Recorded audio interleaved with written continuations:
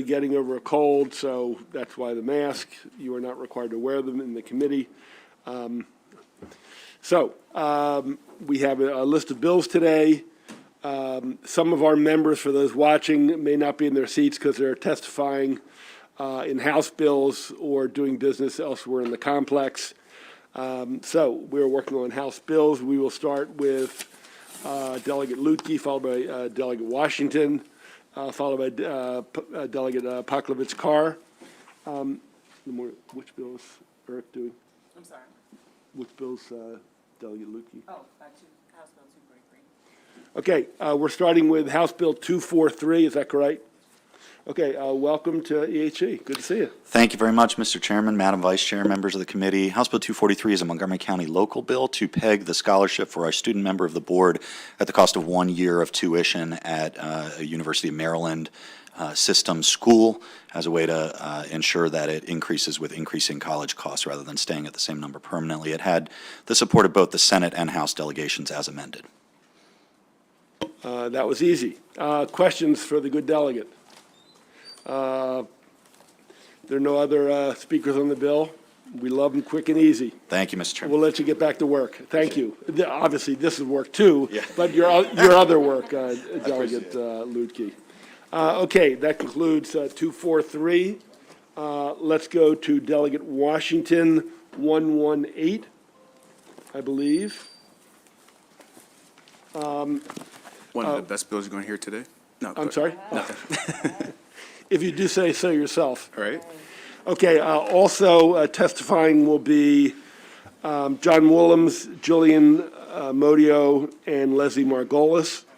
HB 118, student attendance excuse absences for mental health needs. If those people are here, you can come up to either the first row or to the table if the delegate doesn't mind, and then we can go from there. There is no opposition, either orally or written, so we can acknowledge that. Delegate Washington, welcome. Thank you, Mr. Chairman, Madam Vice Chair. For the record, Delegate Alonzo Washington here to present on House Bill 118. This piece of important legislation will make it clear in law that a Maryland student can receive an excuse absence for mental health reasons, the same as a physical sick day or a loss of a loved one. It aligns it with mental health. It aligns it with physical health and any other reason. The bill also requires that our students are provided with information on opportunities to receive mental health counseling when they come back to the school as well for taking this day. This bill will help create equity between mental and physical health in our schools. As our students are now back in the classroom, they are carrying the physical and emotional trauma of the pandemic and other issues as well. Many students have fallen ill or have had loved ones pass away as a result of the virus.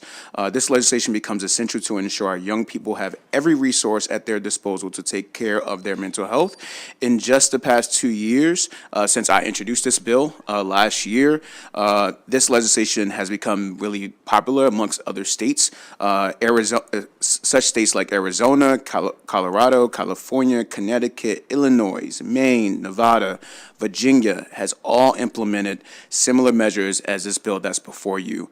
When I first brought this bill, there were only 2 states that actually implemented this, and now there's way more now. And so for those reasons and the reasons you're about to hear from my folks on this panel today, I urge a favorable report for this piece of legislation. Thank you. Delegate, do you mind if we take the panelists and then take questions? You got Sure. a couple Yep. of minutes? Absolutely. Yep. Okay, please proceed in whatever order you choose. Hello, my name is Jillian Amadio. I'm a mental health advocate, mother, and founder of Moms for Mental Health.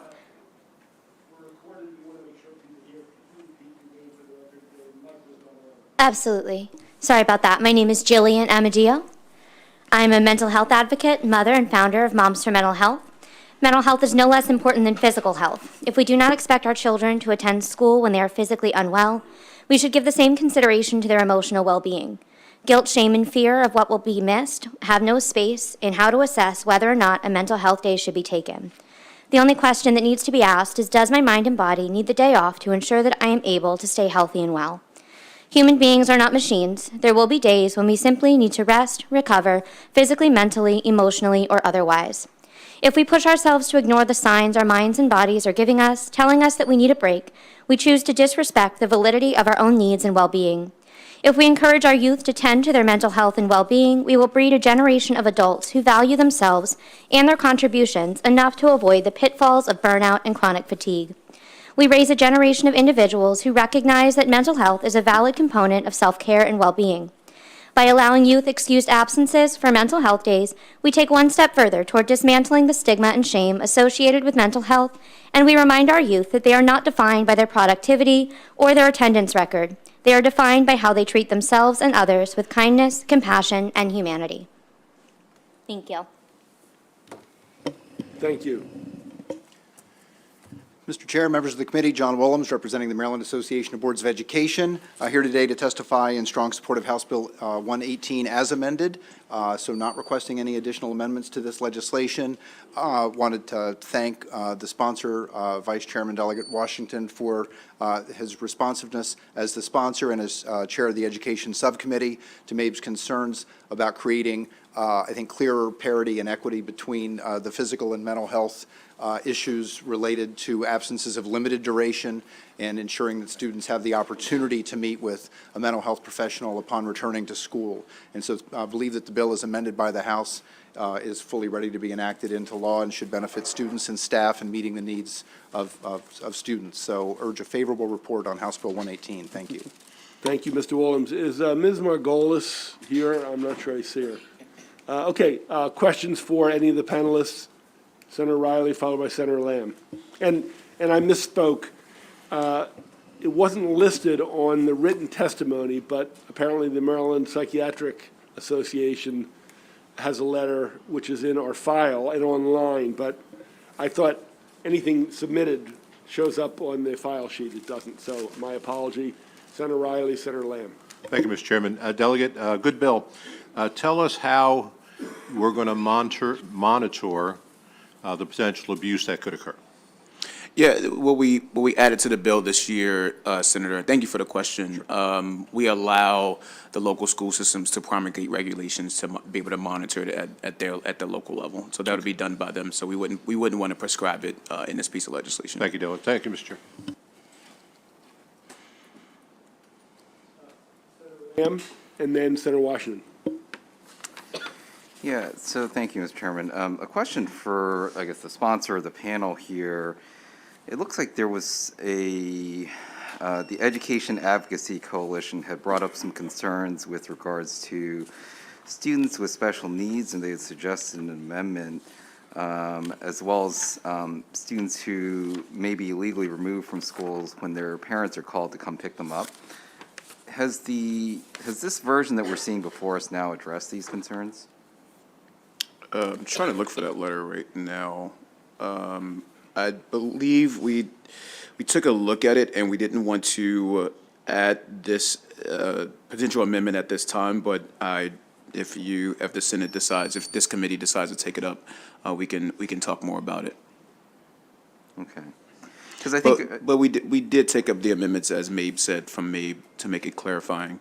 And again, I think that a lot of this could be covered in promulgated regulations at the local level as well. mm-hmm.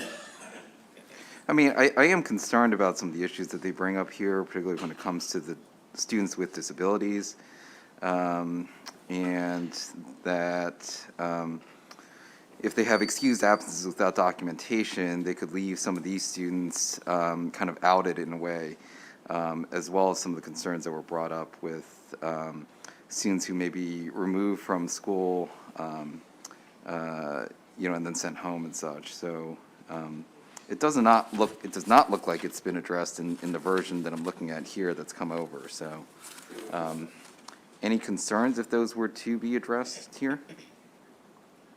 No concerns from our standpoint. I think as we reviewed and as Ways and Means reviewed this, we didn't think that we would have this actual issue. But let's talk about it offline, Senator, and we can work it out. Okay. All right. Thank you. Thank you, and I think this is very timely, Delegate Washington, and the panel, because we can absolutely see that this is something that's needed. I would like to address, I don't understand why the Psychiatric Association and Society, could you explain that? I mean, I think that would give some people pause, and I'd like to give you an opportunity to Yeah, you know, this question. dissuade us of being concerned there. Thank you, Senator. You know, this question was asked of us, and we considered their testimony as well. And one of the things that they say in here is that, you know, students should attend school regardless of mental health issues. Yeah. If I'm a student that's going through anxiety, Yeah. would being in school best help that? If I have my child and my child was experiencing anxiety and depression, what they're saying here is that the best place for them is inside the school. Yeah. Why is that the case? Why not at home with the parent? Why not at home talking to someone, a counselor back at home who's prescribed to them? Why would we want them in the school where something could happen even more, or it could be due to bullying? And so the testimony here it says that they're best suited in the classroom. I disagree with that, and I talked to many of my colleagues in the House about this too, who have children that experience depression and anxiety, and they agree that having them in the school is not the best place to have them. But if they wanted to stay at home to be able to work through that issue, it's the best place for them. And can I ask, Mr. Willems, how, you said you wanted to make sure that this bill compares similarly with a student that has a physical, an excuse based on being sick physically. So would the posture of this bill make it similar? I mean, there's conversation about stigma. I mean, a student wouldn't have to say, although I do find that young people accept this a lot more than we do, that they're taking a mental health day. It does seem like there's a cultural change in the folks that are younger, but does one need to make a declaration, I'm having an anxiety attack, I need to go home, is that required, or? It is not and should not be, and really the essence of the amendment adding the excuse of a limited Yes. absence for these mental health purposes, it creates that alignment with absences for physical illnesses, where school system policies are certainly intended to reflect now that students need not explain every detail. Great. You know, being the son of a RN, you know, I had to either be, you know, throwing up or have diarrhea, right? And she wanted to see the evidence of both or either of those before I missed school. My father was a school psychologist who said, if you need a day off, you need a day off. Yeah. And so to, you know, Yes. Delegate Washington's point, we are, you know, in loco parentis, we Yes. pride ourselves in providing services to students. Right. But school can be a stressful place, can even Yeah. be the source of stress. Yeah. And so, but there are many other stressors on Great. students today. And so that limited time away from school would be nested within the policies that address And physical just like any, absences. if a student is having multiple, the same, you know, the dog ate my homework, or just multiple, that would raise something else, so that it's no likely to be more abused, in your opinion, because you're managing schools, you know, than any other excuse that of a student missing school. I would certainly think not. And there have been previous iterations of this bill Right. that would have set up, you know, one excused absence per marking period or something like that, that we felt might have been a little too Right. rigid or had some unintended consequences that we don't feel are an issue Great, with this great. bill as it currently stands. Great. Thank you, Mr. Chair. Let me follow up, and then I'll come back to Senator Lamb.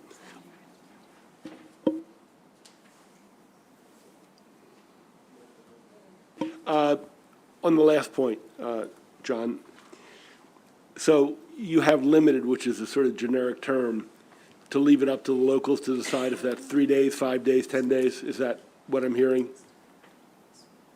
Yes, but it would not be, it would not go to the outer limits, Mr. Chairman, I don't believe, in terms of what Yeah, you I'm not described. trying to press you on. Right. But again, limited is not defined, so Right.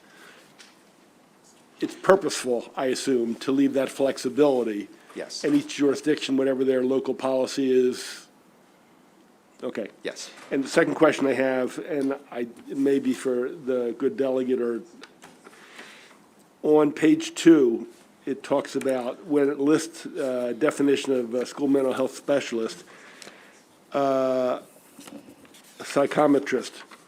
As I understand it, they are usually people who administer tests and assessments. They don't do therapeutic type of stuff. They're the numbers people, basically, to provide the assessments that are then used by the people who do the counseling. So I'm trying to figure out why they're added. If I don't think that's the person you're going to want to talk to if you're having issues that need some kind of counseling or therapy. So I'm trying to understand why they're added to the list. Yeah, I think what we asked for, I think the amended version, what we asked for is so that they're provided information and they don't have to see someone directly. So we're asking that the school system provide information to the student, not necessarily have to see anyone. Right, but I guess I read that the purpose actually is if they're having some challenges, emotional challenges, that we want them to see somebody. Correct. Where they can sort of assess how serious it is and if they need further work. And as I read 17 and 19, to meet with the school mental health specialist. All I'm saying is I think meeting with the psychometrist who just assesses it, I don't think it's going to give you a lot of data. So we don't have to decide it now, Delegate, but you might want to think about it, and we can talk about it, of whether we can X that out, or there's really a compelling argument to keep them in. I think we both agree. We want there to be interaction of substance and emotions and the barriers. I'm just not sure that person can offer that. Not a big deal. It's very tertiary to the issue. I'm open to that amendment. Yeah. We'll go to Senator Simon Ayer and then back to Senator Lamb. And I apologize for not having time to read too much of this yet, but John, on the physical absent, I mean, you're sick or something like that, are there certain limitations how many days a student can be out from a statewide standpoint, or is that just left up to the locals? It is left up to the locals, but typically the 1 to 3 day absence for a physical illness. Beyond that, the policies would tend to require a doctor's note. But even there with getting in, as this committee knows, doctor's note, nurse practitioners or doctors in Maryland, and so, school systems need to be flexible but focused on attendance. And I just have to stress how important regular school attendance is. So MABE works closely with Attendance Works and other organizations. So we don't want an unintended consequence to somehow lessen the priority and importance of regular school attendance. So that's on an individual, but I mean, school year. So can they be out a certain amount of time before it affects their attendance of meeting the requirement that they went to school enough times for sickness or something like that? So in other words, say every week they're out 2 days. I mean, is there some statewide thing that's saying they have to attend a certain, I know there's like the 180 days, but does sickness come into play in that realm? And I'm going to apply it to this, but. Yes, actually, the state law and regulations doesn't distinguish between lawful and unlawful absences for purposes of federal accountability and state accountability. So we have to pay very close attention to both lawful and unlawful absences so that they don't trigger certain, percentage of the mandatory days for reporting purposes that indicate that you have a chronic absenteeism, a truancy issue. And so there are accountability incentives there for us to pay very close attention to meeting the needs of students in school. Okay, and then for the delegate, one just quick question, how this works, because I was reading the language. So it says they have to obtain permission from the parent to get this. So they have to get permission in advance, or is this like afterwards they give it to them? And then at that point, somebody in the school system will know they've been out for mental health, and then they'll provide notification. Just walk me through that process. Yeah, I think the idea here was to involve, so many times our students go through mental health trauma or health needs that they don't really sometimes feel comfortable speaking with the parent. And so this kind of helps create that conversation with the parent of saying, I'm experiencing these things, I'm experiencing these issues. Let's talk about it. Let's figure out the best protocols to make it happen. And I believe that can be before the student makes the absence or after the student makes the absence. That conversation should happen. But the intent of this is to make sure that conversation actually occurs, because in so many different communities, that just does not happen, where students talk to their parents about their mental health needs. Before that, Senator, if you don't mind, Mr. Chairman, if you don't mind, I wanted to go to Senator Lamb's previous question about the IDEA. We considered this, Senator, and what we said was that there's triggers already around IDEA and a student's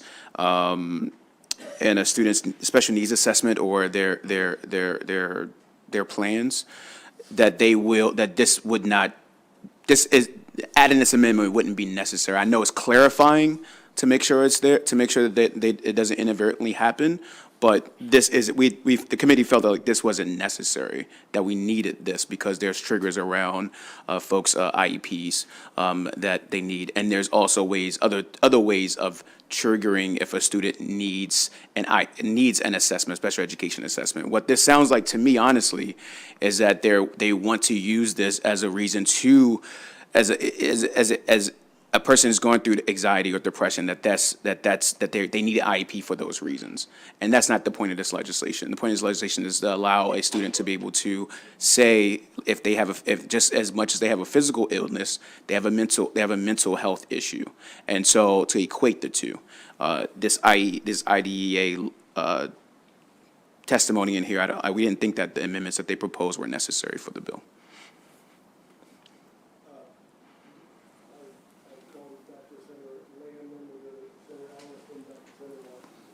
So, thank you, Mr. Chairman. So it doesn't sound like you're opposed to it if this is just clarifying, right? I mean, if we decide to clarify that by putting it in, would you have any opposition to that? No, if the committee feels like that you feel like it's necessary, then sure, we can have I'm not totally against it. The committee just felt like it wasn't necessary. Okay. I wanted to go back to the answer that you had provided earlier about, in response to Senator Washington's question about the concern from the psychologist, which, I think from some standpoint, it may make sense if somebody has, say, depression or anxiety. Would it not be helpful to have them in schools that would give them some more routine, that would have them interacting with other folks? It's not a one-size-fits-all, right? So for some folks, it may not be, but for some folks, it may. Right. Yeah, but what they're saying is that we shouldn't have this at all, and that we should have they shouldn't have a mental health excused absence at all. Is what this testimony states.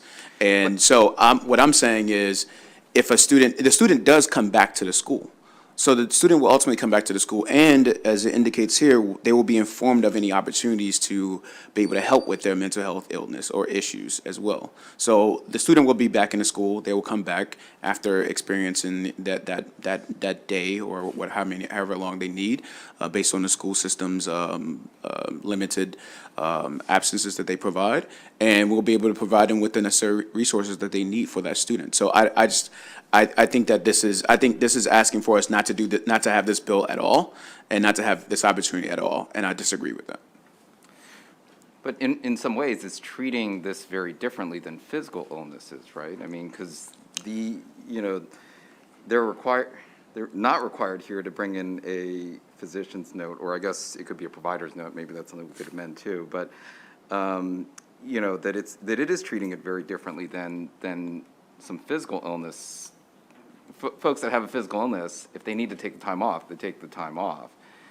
Why couldn't that also apply to folks that have mental health concerns too, without this piece of legislation? I think the idea here, Senator, is to make sure that we elevate the conversation that so many times our students are uninformed of the opportunities that are available to them to help with their mental health services, unlike having everyone knows that there's a nurse available in our school system to help with a physical illness, right? And not many times our students understand that these are resources available to them inside the school or wherever else. And I think that that's important to make sure we elevate the conversation with mental health So right his now. last question then is, you know, for physical illnesses, you know, we can require somebody who's been out for a long time that has a chronic condition to provide a physician's letter or provider's letter to explain why they're out for that period of time. Why can't this be any different? I guess in some ways, would you be okay with saying that they would be treated the same as that they would be treated the same as physical health conditions that someone might have? Because this one generates a very different pathway that's distinct from a physical condition. Ask the question one more time. I think I might have missed a point that you made in there. So would it be okay just explicitly saying that mental health conditions would be treated the same as physical health conditions? Could we boil it down to that? That's Because this creates a different- that's the idea. That's the idea, Senator. But I think what we're trying to do is make sure that school systems understand that these students could use some additional supports in it and with their mental health. And so, yeah, I would like to make sure that it is clear that students have these types of resources. But I'm not against making sure that it is the same as physical health. Okay. All right. Thank you, Mr. Chairman.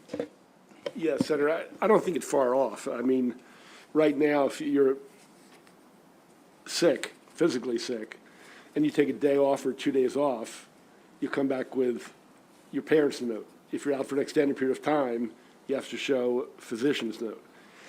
This might not have that extended period of time after 5, 10 days, whatever it is, having a counselor's or a therapist report.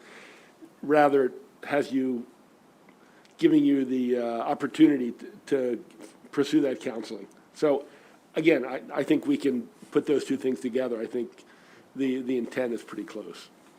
Senator Ellis. Thank you, Mr. Chairman, and thank you, Delegate Washington, for this bill. Very thoughtful. I'm just following up with Senator Lamb's question. So as far as someone take a mental health day,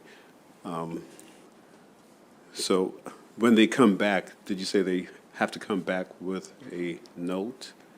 Is that what the bill calls for? It says a county board may not require a note from a physician to excuse the absence, but the student must get permission from the parent. Okay, good. Yeah, that's straightforward. Thanks. Washington. And I think this is for Mr. Willems on because I was curious about the psychometrician. There's a lot of anxiety related to test taking, correct? I mean, tremendous amount of anxiety is related to test taking. And I was just wondering, does the system, do these professionals provide any coaching or behavior interactions around how to deal with anxiety related to test taking? Or maybe the sponsor knows that might be why they were included? I was just curious.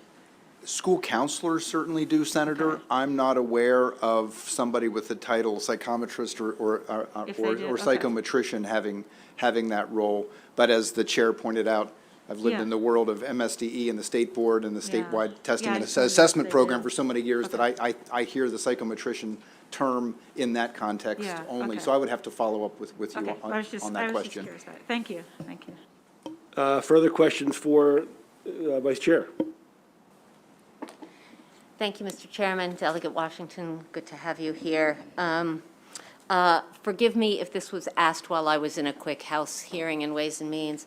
I am on page 2, lines, God, I have my reading glasses. Line 17 through 21. Informed student who's been out shall be informed of the opportunity to meet with a school mental health specialist within an appropriate period of time, blah, blah, blah. If no one asked that, if they did, I can check with counsel. But there are a lot of schools that don't have mental health counselors. So It is just there a says- backup plan? It says be informed of the opportunity to meet with these folks. Right, They don't so- have to have them on the actual campus of the school, but if it's available within the school system itself or any other place, they will be able to provide the student with those types of resources. It doesn't have to be on the school.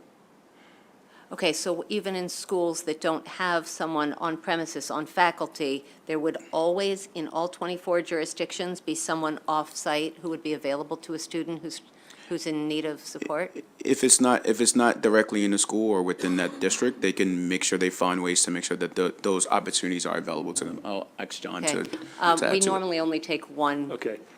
answer, but yeah, John?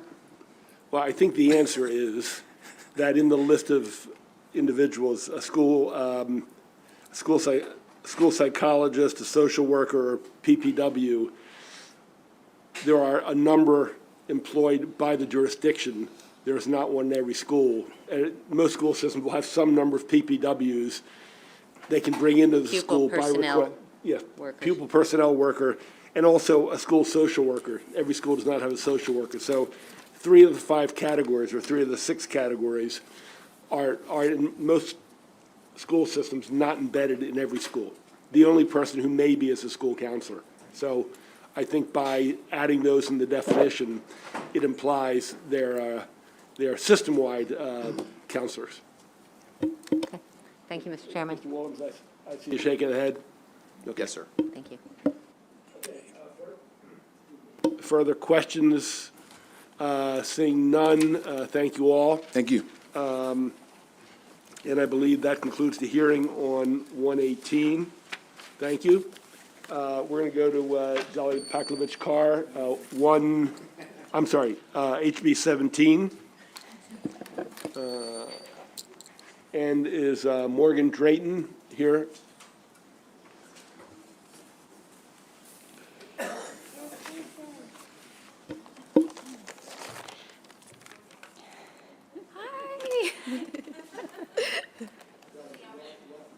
Thank you. Thank you, Mr. Chair, Madam Vice Chair, Senators. Great to be here with you today. For the record, I'm Delegate Julie Polakovich-Carr, here to present House Bill 17. This bill would protect Marylanders from a deceptive political fundraising tactic that tricks donors into recurring contributions. The bill would require campaigns to have the affirmative consent of their donors before charging them on an ongoing basis. In other words, repeat political contributions need to be opted into rather than opted out of. And that may sound like a very basic consumer protection principle, but unfortunately there are some campaigns that are violating that principle. What the scheme looks like in practice is that a candidate, political committee, or entity making independent expenditures sets up their online fundraising form so that the default option is for ongoing contributions, say monthly contributions. And in some cases, it's as subtle as a pre-checked box in the fine print at the very bottom of a form.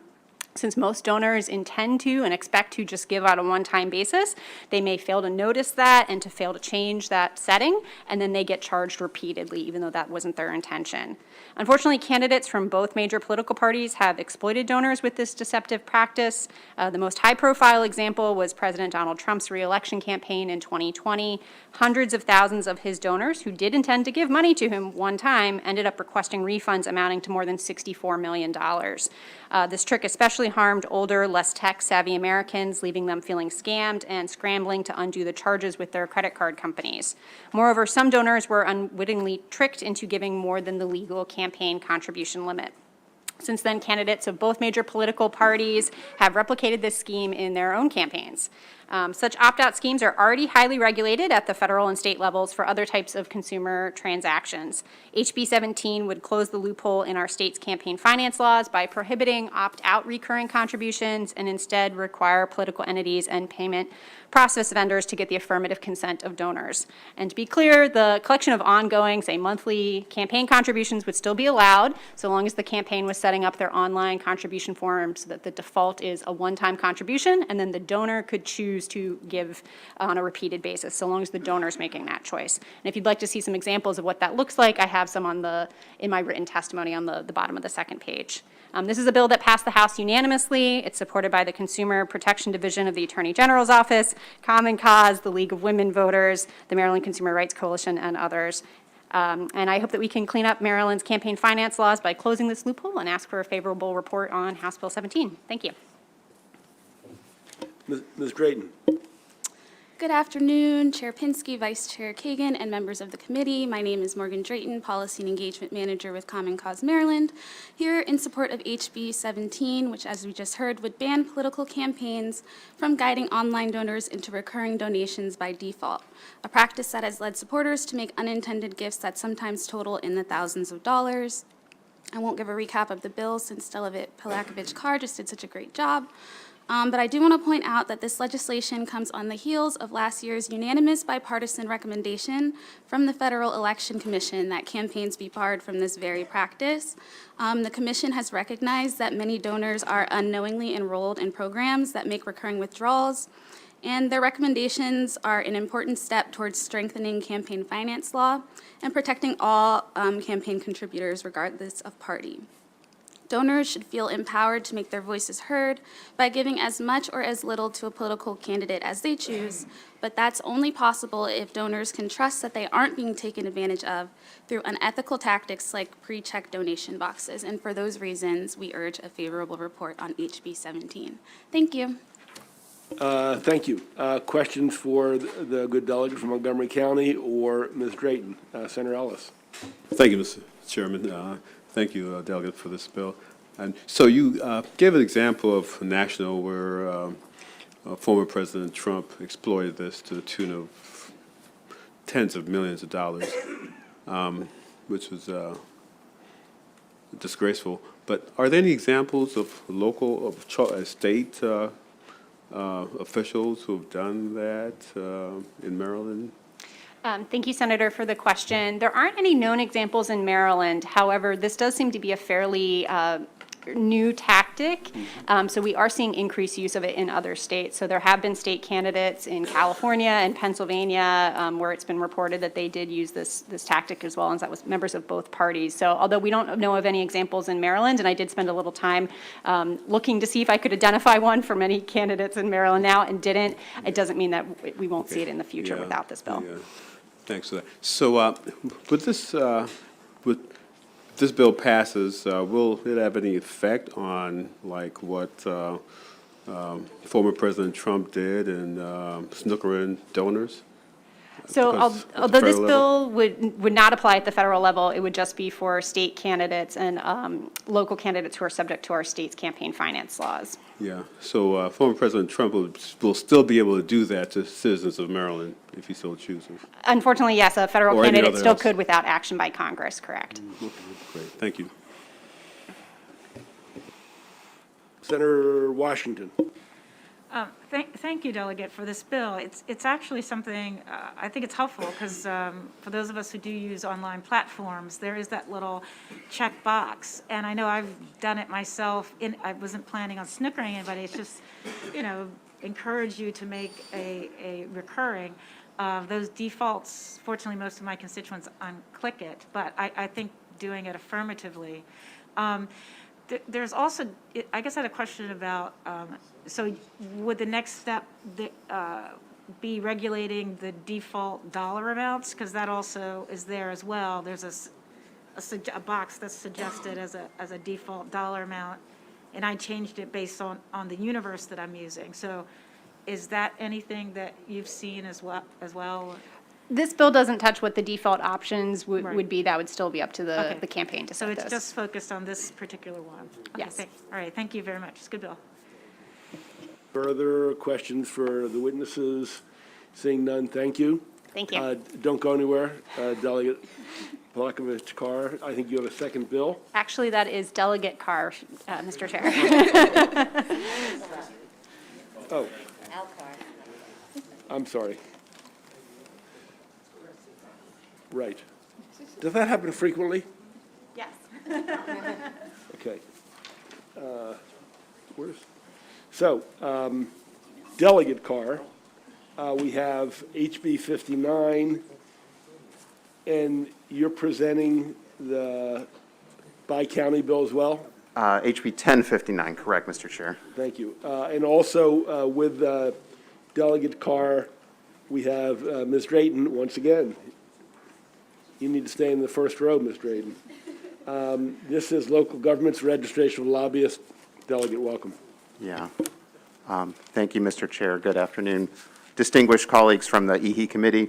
For the record, Delegate Al Carr, I'm pleased to present House Bill 15, a bill intended to improve democracy in our state by strengthening the disclosure of money spent to influence policy decisions within local governments. It raises the minimum standards for lobbying definitions within county and municipal ethics laws. Under current state law, local governments are required to have local ethics ordinances covering conflict of interest, financial disclosure, and lobbying. These provisions must be either similar or substantially similar to state rules. And local governments are given flexibility to customize their local ethics ordinance to fit their jurisdictions. Smaller municipalities can get a full or partial waiver from the State Ethics Commission. When it comes to lobbying ordinances, there's a disparity in the definition of a lobbyist and the rules for who must register and disclose their lobbying activity and expenditures. Jurisdictions can be divided into two groups based on who is defined as a lobbyist. The first group is the A team. It comprises those jurisdictions with a strong definition of lobbying that closely matches the state definition. Lobbying generally means those persons who spend or are paid a certain amount of money to influence government officials and their policy decisions. The second group is the B team. Those jurisdictions have weaker definitions of lobbying that differ from the state definition and from common sense. A lobbyist in those places is defined as a person who buys a meal or buys entertainment or buys a gift for a government official. Many of those jurisdictions have 0 registered lobbyists, despite having planning and zoning authority and budgets in the tens or hundreds of millions of dollars. The weakness of such definitions became more apparent during the pandemic. This inconsistency is not the fault of our local governments. The blame lies with the state. We're currently providing weak guidance in the form of 2 model ethics ordinances in Comar that local governments are encouraged to adopt. The Model A ordinance contains the strong definition of lobbying, and the Model B ordinance contains the weaker one. House Bill 59 will update those model ordinances to raise the bar and make the stronger definition the minimum. The bill was crafted in consultation with the State Ethics Commission staff, Dia Daly, other DLS experts, designed to ensure continued flexibility on the part of local governments and the State Commission while setting clear and strong minimum standards for local lobbying. And it does not create a mandate, it just simply improves the state guidance, and it doesn't raise costs or create an administrative burden on local governments. In your bill file, you'll notice there's no opposition from the MML. Passage of the bill will benefit all of Maryland, and I ask for your favorable report. Good afternoon again. Morgan Drayton, Policy and Engagement Manager with Common Cause Maryland, for the record, in support of HB 59, which aims to strengthen our local ethics laws by improving the guidance provided to local jurisdictions throughout the state. While lobbying laws and regulations are generally considered very strong at the state level in Maryland, they are not as strong nor as consistent at the local level. In recent years, this has led to confusion and problems with compliance of paid lobbying interests and regulations at the local level. HB 59 would strengthen provisions within county and multiple municipal ethics laws, bringing the definition of lobbying closer to that of option A of the State Ethics Commission Model Ethics Ordinance recommendation, and ultimately reducing confusion by creating greater consistency for both the general public and paid lobbyists. We believe that strong ethics laws are the cornerstone of accountable government. They assure that the public that elected officials are acting in the public interest. Transparency in lobbying at all levels of government is also a critical element of a functioning democracy, as it ensures that the public knows who is working to influence their decision makers. HB 59 is part of the solution, and for those reasons, we urge a favorable report. Thank you. Thank you, Mr. Chairman. Delegate Carr, good to see you. You mentioned that MML didn't oppose it, but you didn't mention that MACO did. And I'm reading their testimony, and I've also, I know you know that I'm very proud to represent Gaithersburg and Rockville, two of the best, I know, I'm hearing sounds of astonishment here. Two of the most, well-run cities, I would venture, of the 157 in our state. So my question is, is something broken? Do we have a problem that is needing to be fixed? Or is this prospective and anticipating a problem, or somehow just focused on the optics of, we want to make sure that everybody is living by tight ethics laws? Sure. Thank you, Madam Vice Chair, for that great question. So I think this bill addresses a real problem that we're running into. We have, most municipalities are exempt from this bill because they get an exemption from having an ethics ordinance. So this bill only affects the large municipalities, maybe the top 40 municipalities in the state. And there are a number of municipalities that already have a strong lobbying definition, so it wouldn't affect them, but it does affect the ones that don't. But, in your testimony, there's a letter from a former council member from the city of Tacoma Park testifying that, when I sat in city council, we had, X, Y, and Z lobbyists that would come to us and ask us, try to influence our decisions on these policies, but, they didn't have to register because we had a weak lobbying law, weak lobbying definition. So in that case, the public's being deprived of, the knowledge of the money, who is spending money and how much to influence these policies. It's happening in Montgomery County as well. Like when I inquired about our housing agency, which falls under the Montgomery County Ethics Ordinance, if somebody were to come and lobby on a large procurement, let's say they wanted to buy something that was worth $1 million, procurement is not covered under the Montgomery County Ethics Ordinance. Those persons would not have to lobby. At the state level, they would have to register. At the county level, they wouldn't. So there's these disparities where, it is certain jurisdictions, including my own, it is not as strong as the state. And with this bill, we're saying there should be more consistency, and we should go with the stronger definition that's closer to the state definition. Just one quick follow-up question, Mr. Chair. A lot of times, the state will offer sort of guardrails, but let our counties and municipalities self-determine, and we believe in local control. Sure. Is that something that you mused about in this, rather than saying thou shalt do? Some more flexibility for our local leaders? Yes, thank you, Madam Vice Chair. That's an excellent question. So in conversation with the State Ethics Commission staff, Dia Daly, the council over at E&T, we crafted the bill with that in mind. So the language remains that each jurisdiction can customize their local ordinance to meet the circumstances of that jurisdiction. So there is still that flexibility, were this bill to pass. Okay. Thank you, Delegate Carr. Thank you, Mr. Chair. Thank you very much. Good to see you, Delegate Carr, and thank you for, I really appreciate the intent of this bill. I'm still reading through MACO's testimony, what seems to be slightly confusing. Yeah. But they talk about it being overly broad and potentially neighborhood organizations paying for newsletters could be classified as lobbyists. But then they say that there's an amendment from the House of Delegates that tries to address this, but they still feel like it's overly broad and it could unintentionally catch other groups. So where are we at this process? Is the bill that you're introducing here with that amendment? And Yes. MACO is still opposed? So we amended it in the House to address MACO's concern. It sounds like it didn't address their concern 100%, but I think the House felt like, this is a good policy, so it passed unanimously in committee and in the House. I'm not sure which, if any, jurisdictions within MACO would oppose such a bill. I know my county executive supports the bill. I know your county senator wouldn't be affected by this bill because they already have, the strong ethics ordinance.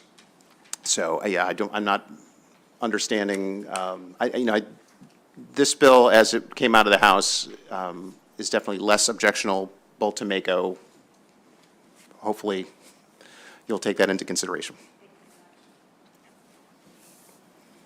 Thank you, Mr. Chair. To the delegate, and one of my questions was pertaining to the amendment, so thank you for clarifying that. I also note that Mako doesn't look like they're coming up to provide verbal testimony on this, so this question may be more directed to them, but, you know, since you're here and they're not, wanted to direct this to you, that their testimony says that it's going to place an unnecessary administrative burden on the counties, and then the fiscal note says this will impose a mandate on local government. At least from my perspective, it doesn't look like this is that much of an undue burden on local government, but I'd like to hear from you and how you respond to this concern being brought up by Mako. Sure. Thank you, Senator, for that great question. So in my testimony, I provide a chart of all the counties and where they stand currently. So out of the 24 jurisdictions, 7 already comply with this bill. So Caroline County, population 33,000, already complies. Queen Anne County, population 50,000. Calvert County, population 90,000. Frederick County, population 240,000. So if these, smaller counties can do this, then I don't see why, some of the other counties can't. It's not an administrative burden on them.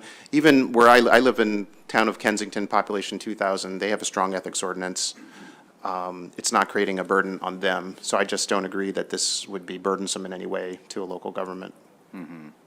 Yeah, and with all due respect to my colleague, I mean, Rockville and Gaithersburg may hold themselves to a higher standard and such, but not every jurisdiction across the state, I guess, comes up to that higher standard, right? And so some concern here could be that there are other jurisdictions that may not, heed themselves to the degree that they really ought to when it comes to these ethics concerns. And my concern is that, and this is more broadly to all ethics concerns, why do we have to wait for there to be a problem before we try to address ethics concerns, right? And so, when it comes to updating our public ethics law, it seems as though the posture is, well, it hasn't become a problem yet, so why do we need to address it? I think that's wrong.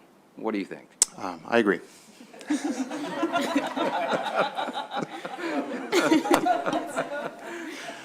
That was a soft fastball, very, very high in the strike zone, I'll tell you that much. My gosh.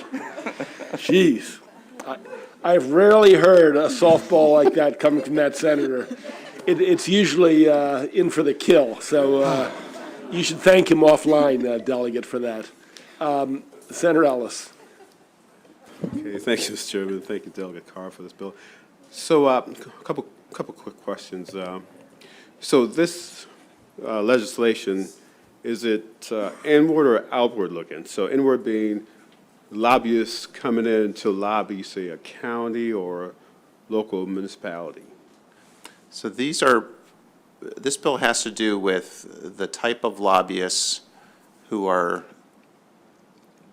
paying money or being paid money to influence local government. So they're coming into a county government or a municipality to influence a decision, a procurement, something that's coming up.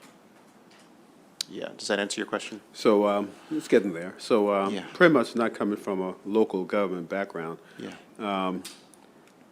How would you characterize the level of lobbying compared to, say, Annapolis? Say, like your county or, say, your town? Sure. So thank you, Senator. So I think there's probably a relationship between the size of the jurisdiction and the amount of lobbying activity. So I think in Montgomery County, my county, there are probably around 100 or something registered lobbyists. And in smaller counties, it would probably be a smaller number. The state, I expect it would be a larger number, just given the scope of the, what goes on in state government. Yeah, thanks. So looking at your chart that you mentioned in your testimony, so you're saying that pretty much all these counties have laws regulating lobbyists come in to lobby them. So in a county like, say, my county, Charles County, you have a Model B, and so that means it's well, I'll let you explain. What's Model B in terms of? So under the Model B definition, you are only a lobbyist if you take a local elected official out to lunch or dinner, or take them to a concert, or bring them a present. That is the only definition of a lobbyist. If you are paid $250,000 to influence some other activity or large procurement or something, but you happen to not, take them to a concert or give them a gift, then you're not a lobbyist under that definition. Okay. So you're saying that Model B is a limited definition for a lobbyist, or limited rules when it comes to what they can do for elected officials? Yeah, so it's a very narrow definition of what is a lobbyist. Yeah. Okay. Yeah. Do you have anywhere in here, it's hard to kind of research this and listen and talk to you. So is there any way in your testimony where you break down what A and B is? As far as I could provide that to you. It's in COMAR. So in COMAR, the State Ethics Commission has provided 2 model ordinances that local jurisdictions can take from and incorporate into their own ethics ordinances, and then they're guaranteed to be approval, because every local government has to get their ethics ordinances approved by the State Ethics Commission, and if they take from the models, then they're guaranteed to get that approval. Okay, if you could reach out to me offline. Certainly. Yeah, thank you. Senator Ellis, and when you're sending it to Senator Ellis, you could, if you could send it to the chair and me, that would be great. Absolutely. So we all have access, and we'll share it with all the committee. I will do that. Before we vote. Ms. Drayton, I think you haven't yet testified, or am I already went. Okay, it's up to you now. Ms. Drayton, Morgan Drayton, Common Cause, welcome back. I think she already Yeah, I already Okay, she did. testified. I thought. spoke. There were so many great questions So that. good, we've lost track. Okay. yeah. Sorry, the chairman just had to duck out, and so seeing no other microphones, that completes the hearing for House Bill 59. Thank you both. And Delegate Carr, you're presenting another bill, but Delegate Walker, I just want to let you know you'll be up next, and we're glad you're here. Delegate Carr, thank you for presenting House Bill 1059, Prince George's County Delegation and Montgomery Bi-County Commissions, Ethics once again, Certification of Compliance, and for anyone who's really in the weeds, this is Prince George's / Montgomery County Local Bill Number 103-22. There's like 2 people who were following it that closely. Welcome again, Delegate Carr. Thank you, Madam Vice Chair. Good afternoon, distinguished colleagues. Delegate Al Carr here to present House Bill 1059. This is a local bill that pertains to Montgomery and Prince George's counties. It pertains to our 3 bi-county agencies, our Park and Planning Agency, our Water and Sewer Utility, and our Transit Authority that has 2 employees. So what this bill seeks to do is there are bi-county agencies. They're already required under state law to have ethics rules similar or substantially similar to the state for conflict of interest, financial disclosure, and lobbying. However, there's not a good mechanism to ensure that they have that in place. So this bill simply adds the requirement that they would annually certify to the State Ethics Commission that they are in compliance. So the need for this became apparent when our planning agency, it was discovered that their lobbying regulations were not similar to the state, and that was pointed out to them by a citizen. They're working on correcting that, but had a bill been like this been in place, maybe that would have been addressed sooner. Similarly, there was an issue with our water and sewer company where their financial disclosure form had a gap in it. So this would regulate the bi-county agencies more like the municipalities. Thank you. Thank you, Delegate Carr. I see no questions about this local bi-county bill. It passed unanimously. So I think that is going to complete the hearing for House Bill 1059. Thank you, Delegate Carr. Thank you. Delegate Walker, this might be one of the last times we see you at this table. Yes. Welcome Yes, to maybe. Education, Health, and Environmental Affairs. Thank you so much. Thank you so House much. Bill 985, Delegate Walker, Education, Public High Schools, Financial Literacy Curriculum. Yes. Welcome back. Thank you. Good to see the senators here and some of the new faces I haven't seen as well. You all, I will miss you all. Some good friends here, and good to see the work that you all are doing. Special shout out to I was just going to give a special shout out to my senator, Obie Patterson. It's been a pleasure to serve with you as well. This bill here is, say, the best for last. I'm hoping to be my swan song. It's a legacy that's been worth fighting for. Those of you all that were in the House with me remember I was fighting for it way back then. It took 12 years to get it over here across the street, but good bills take a long time, and I think it's worth it. What this bill does is basically says that every student that goes to a high school in the state of Maryland will be taught a course of financial literacy. Half a credit course there. Currently, 8 out of the 24 jurisdictions in the state of Maryland do this. Those are Allegheny, Calvert, Caroline, Carroll, Charles, Frederick, Garrett, and Prince George's County. 11 states have mandated financial literacy courses as a graduation requirement. My phone was blowing up in the back because the state of Florida just signed it into law today, making them the largest state that has financial literacy as a graduation requirement. Financial literacy is a changing term. Right now, we all think about checkbooks and bank accounts and savings accounts and money markets. Well, the new generation is thinking about Venmo, Cash Apps, and we educate our students so much. Who's waiting for them once they get to college? Credit card companies. I think money management would be the key in understanding how to manage your debt. Maybe, as I've seen some people on social media say, after we passed it in the House, said we hope that this can maybe put a dent in the school-to-prison pipeline. I don't know. But if you graduate from a Maryland high school, I don't know if you're going to need your history class, I don't know if you're going to need your English class or your math class that we make you pass. I do know, no matter what profession and walk of life you go into, you will need to have to understand some sort of financial literacy. So with that being said, I hope you all give it a favorable review, pass unanimously in the House. Those people that believe in local control even saw it's time to do this thing. So hope we can get it done and leave a long-lasting imprint in the state of Maryland. I am guessing, yes, Senator Patterson. You're on today, Madam Vice Chair. Thank you very much, and thank you, Delegate Walker. I think I've been on this committee at which you brought this bill before at least twice, right? I've never gotten it over across the street.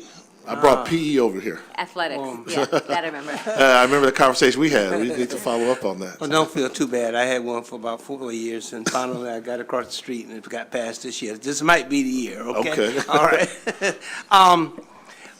So what are some of the reasons some of these schools are saying they can't do it?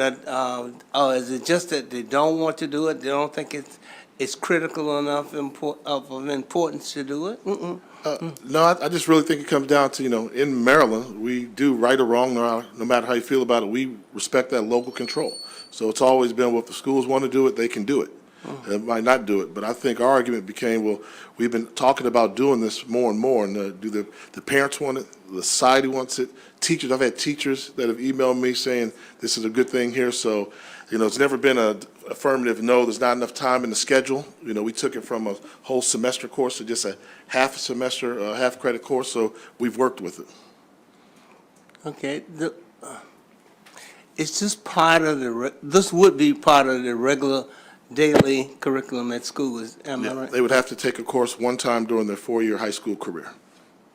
Okay. Would there be any cost attached to it? Cost, well, considering you've got how many are doing it now? I think you've got 8, I think you said. 8 that are doing it now. So I think it says a local total state fiscal impact could be as much as, I don't want to mislead, I want to say maximum would be somewhere around $3 million to do this if it were to be implemented. Is that statewide now? That would be for statewide, to make it statewide. Okay.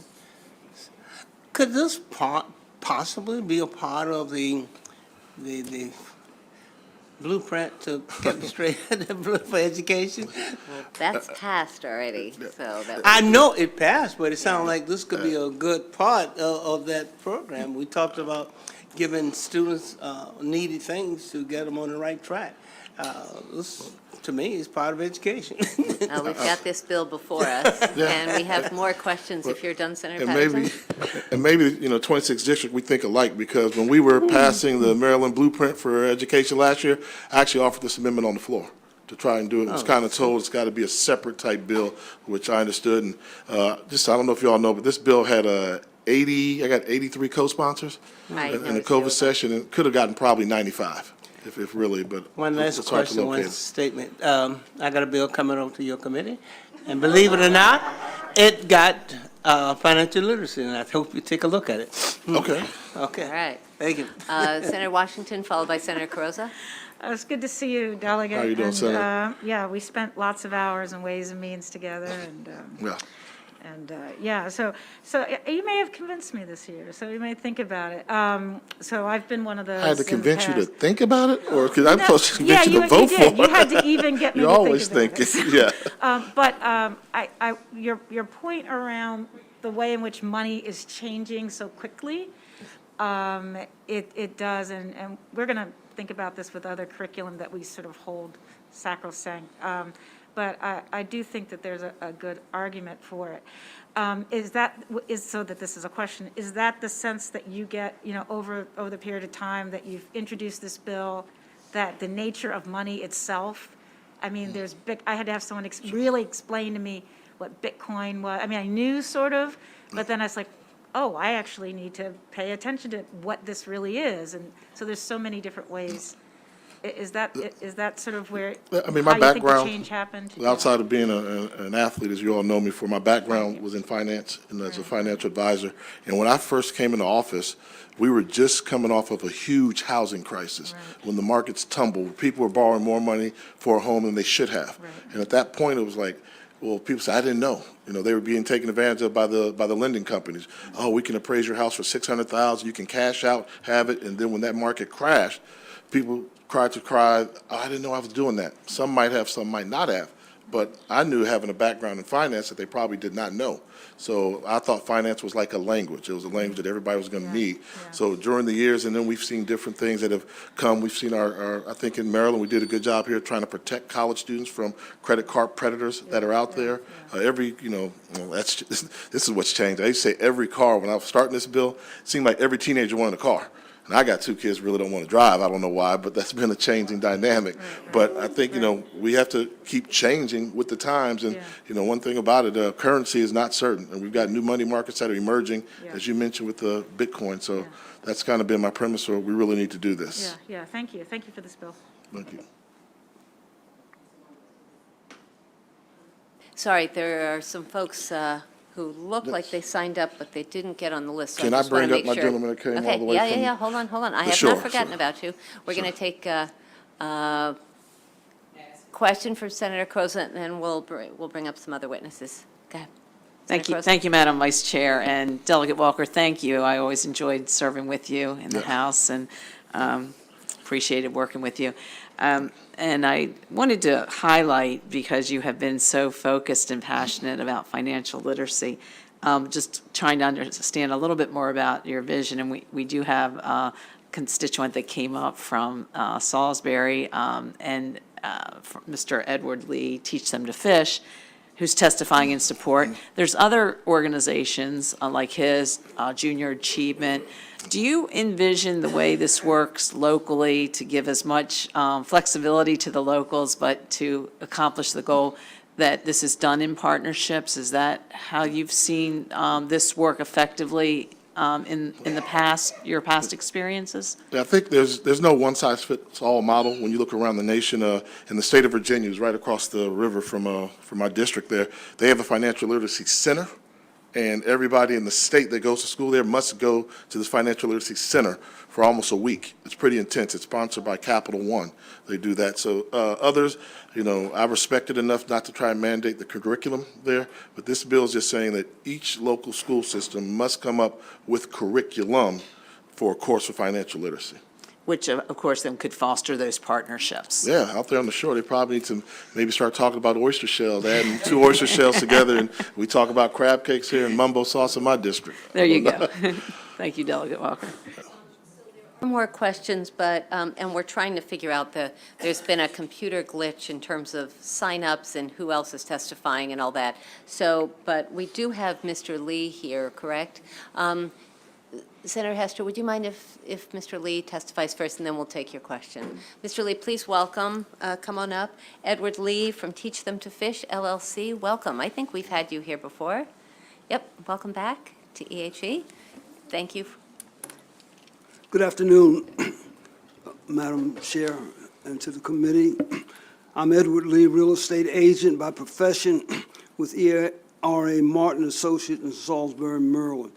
In addition, I'm founder of Teach Them to Fish LLC Financial Literacy Home Ownership Project. Today, I'm here representing a coalition of groups, organizations, and concerned citizens that support Senate Bill, House Bill, H.R. 985, and the need to have financial literacy grades K to 12 made a requirement for graduation in all public schools. Senator, I submitted written testimony. I'm only going to take a portion of that because I feel the importance of bringing it forth to you. It says, first, I would like to acknowledge a member of our coalition that could not be here to support H.R. 985 today. That person is Dr. Kasey, Professor of Economics and Finance, Salisbury University.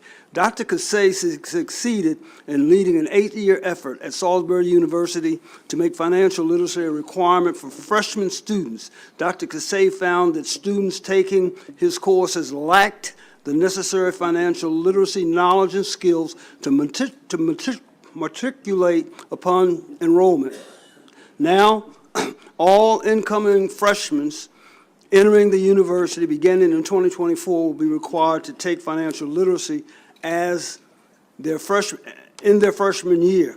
The university made its decision based upon research and data.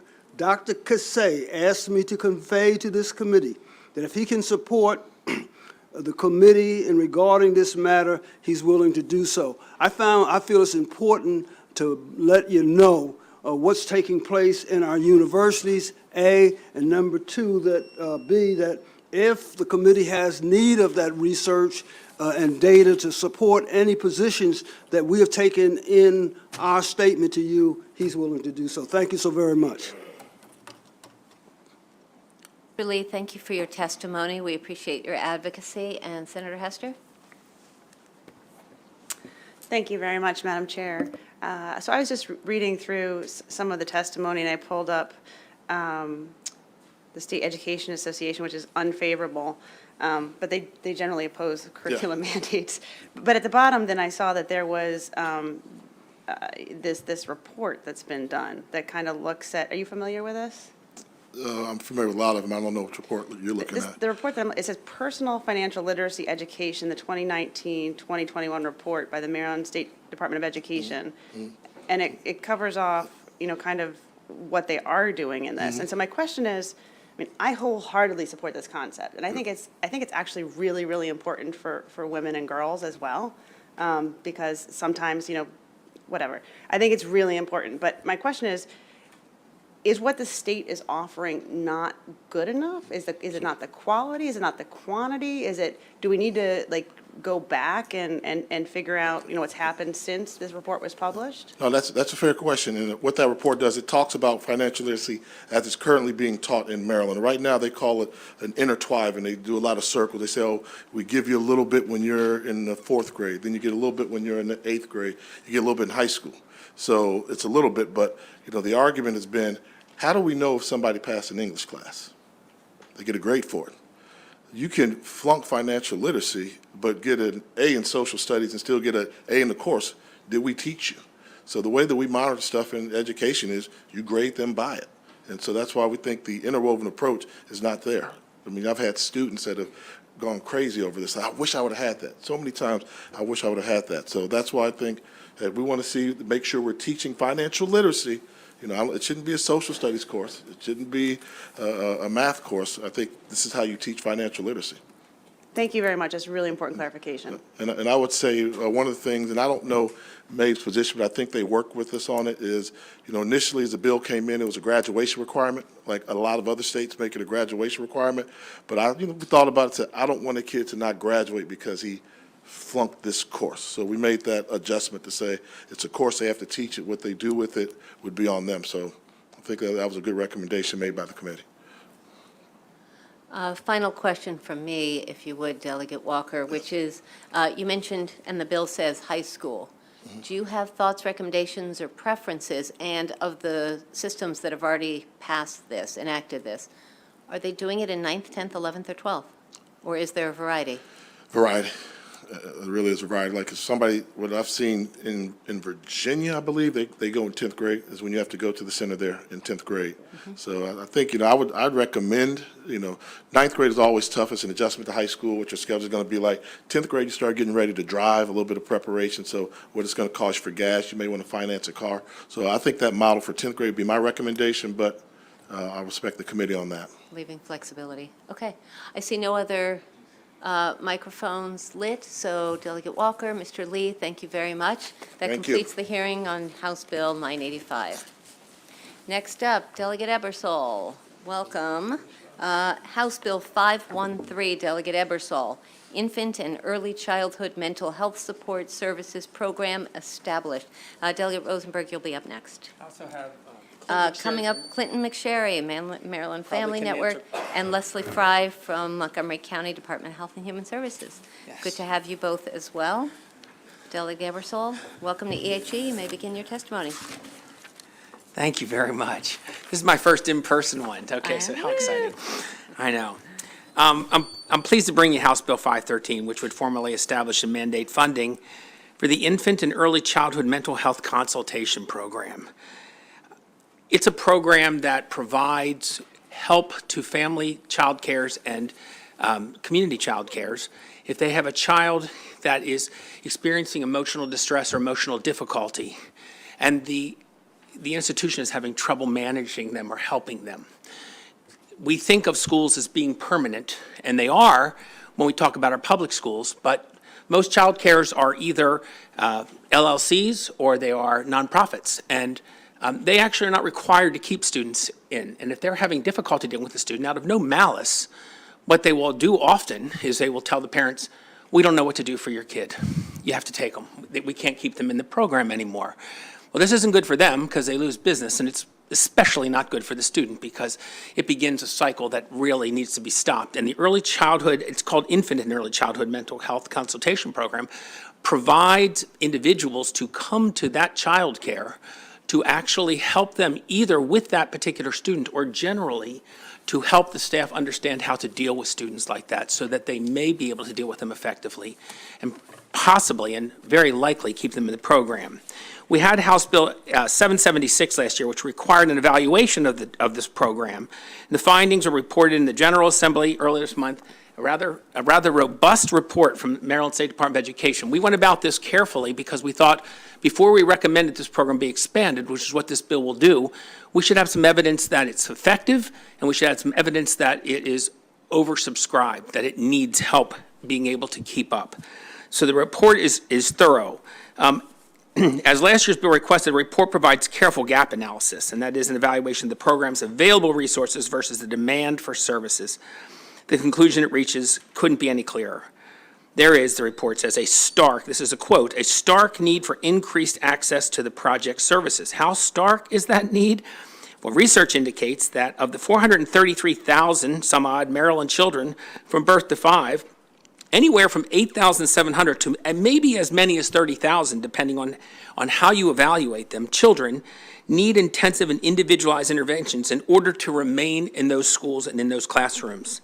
That's only 6% of the lower range of the estimated population that they can handle because they have 537 students that they were able to manage of those potential 8,000 to 30,000. Even a stark figure like this underestimates the amount of unmet need. A lack of resources isn't the only problem that the report on the infant and early childhood mental health consultation identifies. An unreliable pipeline for mental health professionals, subpar compensation, and insufficient program infrastructure to ensure consistency across the state could improve outcomes. That said, currently this program exists and is funded not in code but by the State Department of Education and through grant programs at $2 million a year. We ask for a little bit more than this, but the version that comes over from the House asks you for a modest 50% increase in that funding to $3 million a year for this program to begin to expand it and let it be even more effective at what it does. And this bill is motivated by the Maryland Family Network, who spent some time talking to me about it. And I don't know if you want to do questions now, if you want to wait to hear some of the testimony, that's entirely up to you. But thank you very much for your time, and I hope you'll give this a favorable report. Thank you, Delegate Ebersol. Why don't we hear from Mr. McSherry and Ms. Fry first? Madam Chair, honorable members, good afternoon. My name is Clinton McSherry, and I'm the Director of Public Policy at Maryland Family Network. I appreciate this opportunity to speak in strong support of House Bill 513. Sorry about that. I appreciate this opportunity to speak in strong support of House Bill 513. You have my written testimony, so I'll be very brief. The sponsor has provided an excellent summary of the bill before you. I will simply call your attention to lots and lots of written support testimony from across the state that should be in your files, and I'd like to add a hearty me too to that. MFN urges your favorable consideration, and I'll be happy to answer any questions when the time arises. Thank you, Senator Kagan. Members, my name is Leslie Fry. I'm here on behalf of Montgomery County's Department of Health and Human Services. And our position today is support with amendment. We thank Delegate Ebersol for introducing this bill. We feel that it's wonderful that the program will be expanded and that funding is being dedicated in statute. However, we do have a couple of concerns with the way that the program is described in the bill, and so we would just ask the committee to consider 2 points. The first would be to consider language that keeps the program service delivery with current service delivery providers. So right now, as a grantee, Montgomery County HHS does the service delivery, and we just caution that the bill not sounds like the program will be delivered by MSDE. The second issue that we'd like you to consider is that right now the program receives referrals from child care providers and families who see kids who might benefit from the program's services, and they approach the program right now to become enrolled. And so we would just like the language to reflect that it's not MSDE identifying participants, but that they can refer themselves to the program. Thank you. In essence, we're trying not to rebuild the wheel. It does exist, and we will make sure that it's written in a way that it indicates we're expanding the program. Delegate Ebersol, if you could connect with Ms. Frey and just find out what her thoughts are, and then if you have opinions and before the committee meets to discuss this. Fortunately, we have a wonderful intermediary who has already provided me with a look at those amendments. We discussed them this morning. There was one part they suggested that we're not going to use, and I don't think they're going to suggest it anymore. Everything else they suggest looks really fine to me. And you'll make sure that council has copies of that. I will do. Already done it. Look at that. Ms. Goodman is already like way ahead of the game. His middle name is Efficiency, Clinton E. McSherry. There you go. Excellent. Senator Croza has a question.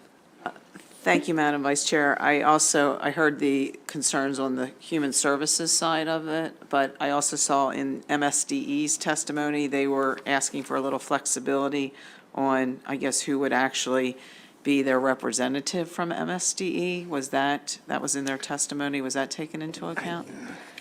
They didn't testify, so I'm not sure exactly. In the way, even the way you say that, I'm not sure about. Yeah. The suggestion's unclear to us. So it said the department requests one technical amendment that removes the direct reference that the Division of Early Childhood within MSDE be identified as the sole division. And it looked like they were just asking for just more all-encompassing language that refers only to a representative from MSDE. Go ahead. Yeah, you should. If I may, Senator, I think that's very consistent with what Montgomery County is proposing. In other words, take the onus off departmental personnel per se, and have it operate the way it's operating now. So you believe the flexibility is in your current amendment that you just proposed? It clarifies that flexibility. Okay. I think it was. It seemed like a very reasonable request from MSDE. It's not a drafting error. It was just a misperception by the drafter of what the program was a little bit, and so we just need to fix that. Yeah. We're going to insert the word program where it says division or department throughout. For that flexibility. Yep. Okay. Thank you. If you want your bills back quickly from bill drafters, we might not want to be critical of these hardworking folks. I happen to know the drafter, and I'll buy him a beer later, I promise you. There we go. I just have a question. I see the Maryland Disabilities Council put in favorable with amendment. It appears that you've accepted their amendment. We actually introduced their amendment in subcommittee, and it's in there now. It was another taken from Comar, a poor word choice, but not on the drafter's part. I want to say that. Okay, perfect. Yay for our bill drafters. Yeah. I see no other microphones, so I see no other questions. Delegate Ebersol, Mr. McSherry, Ms. Fry, great to have you here. Thank you for all you do. That completes the hearing on House Bill 513. Are you going to keep me here for the Baltimore County bill? Delegate Rosenberg is up next. Oh, okay. Hold on, it's not in the chairman's It's, order. Here we go. student member of the Okay. board voting. Yep. It's Baltimore County, All but right. I'm representing Baltimore County. I don't want to misrepresent to Delegate Rosenberg. Well, I can, he and I can arm wrestle if you'd like to watch. Yeah, no, I think I'm bringing up my friend Delia Rosenberg, and then I'll Very put you well. right after that. Thank you, Madam Chair. All right, because I already made a public promise. And my friend Delegate Rosenberg has to go next here. House Bill 428, Delegate Rosenberg, Election Law, Foreign Manufacture of Election Systems, Notification and Termination of Contracts. The Welcome. delegate who preceded me never had the pleasure of serving as co-chair of ALR There you with go. the vice chair and the acting chair of this committee, so Thank you. I thank you. Hacking is not the only way that foreign countries can interfere with our election process. They can tamper with the equipment. And equipment includes not only, if you will, hardware on a voting machine, but also the software, and extends even to the poll books that everybody's familiar with on Election Day. So what this bill does, and it's legislation that was before the committee last year, is provide that the administrator of the election law of the board is authorized to intervene when there is evidence of tampering or of that something was manufactured or in any way dealt with in a foreign country, any component of the election system, as I said, hardware or software, and to intervene, and then the administrator can intervene and then report to the board, the presiding officers, the governor, attorney general for further action. So what this bill does is authorize and to some degree require intervention when there is an awareness, knowledge of a component being assembled or in some way, shape, or form affected in a foreign country. This legislation is part of the, I believe it's House Bill 1 in the Congress that passed the House but was filibustered in the Senate. Congressman Sarbanes was influential in that legislation and in past years, and only because we didn't ask him to do it again, has indicated his support of this bill. And it's my understanding that last year you passed this bill out, but with an amendment dealing with a cost-sharing issue between state and local government on election laws. And that's what, as Liza Doolittle would say, done the bill in, that amendment. So I think that issue is moving independently this session. And so I would ask the committee to again give this bill a favorable report, however, this time favorable without amendment. Thank you. Thank you very much, Delegate. I have a few questions myself, actually. First off, I'm looking at the history. I'm also looking at testimony. We try not to do acronyms in this committee, and there is testimony from ACRWC, and in the testimony, that's not even defined. Do we have any idea who or what that organization is? I will find out. All right. Well, Sarah Reichert Price submitted testimony that was favorable for whatever that's worth, but she's representing an organization. Folks, if you submit for an organization, make sure we know who that organization is so we can look up that. Can you just do 2 seconds on what happened on the floor? Oh, there was debate, but I don't recall. Okay. But the vote was unanimous. Ultimately, but there was an adoption of the, 45 to 86 on the, there was something funky going on the floor. I'm just curious about that. We have Jared Demarinis, who was with us from the State Board of Elections. They did not submit testimony, even informational, but colleagues, I think if we have questions about that, Mr. Demarinis would be happy to ask. And the last thing, just a little bit of point of personal privilege. Delegate Rosenberg, there's a book, 42 Million to One, that I have read. It was written by a friend and a former colleague of mine at a political consulting firm in D.C., Hal Malchow, and it's really compelling, and it's about somebody messing with the machines and changing the outcome of the race for President of the United States. It's a quick read, and it's really good. Is And it it's totally fiction about or this. nonfiction? It is totally fiction. Oh, okay. All right, I see no lights on, so oh, okay, no, and Senator Washington. Thank you. Thank you, Delegate Rosenberg and fellow Baltimore City representative. Maybe this is an obvious question, but are there any components that are not manufactured in a foreign country? So I'm trying to get the understanding of what that really means. So on page 4, so lines 27 through the remainder, so essentially C, the report requires that it looks at the specific components of the election system that were manufactured outside the United States. I guess I'm really trying to understand what the bill does. So, because it's saying you can't approve, if I go back on 3, the state board may not approve a contract with an election service provider unless that contract includes a clause requiring them to report all of these things. And so I want to understand how the fact that the components were made someplace, how that relates to the problem that the bill is trying Well, then I would Help me, yeah. I would suggest that you go down to E Okay. on line 24. Right. Which says, on a determination by the state administrator that a foreign national has the ability to control, influence, or direct the manufacturing in any manner that would compromise or influence or give the appearance of compromising or influence the independence and integrity, the administrator may terminate in whole or in part the contract with the election service provider. So it says, if there requires disclosure of any foreign involvement in any part of the election system, and then it's up to the administrator to make a decision whether that should prompt the administrator, that fact should prompt the administrator to take action and terminate in whole or in part the contract. And then you were also saying that it's both the physical machine and the software.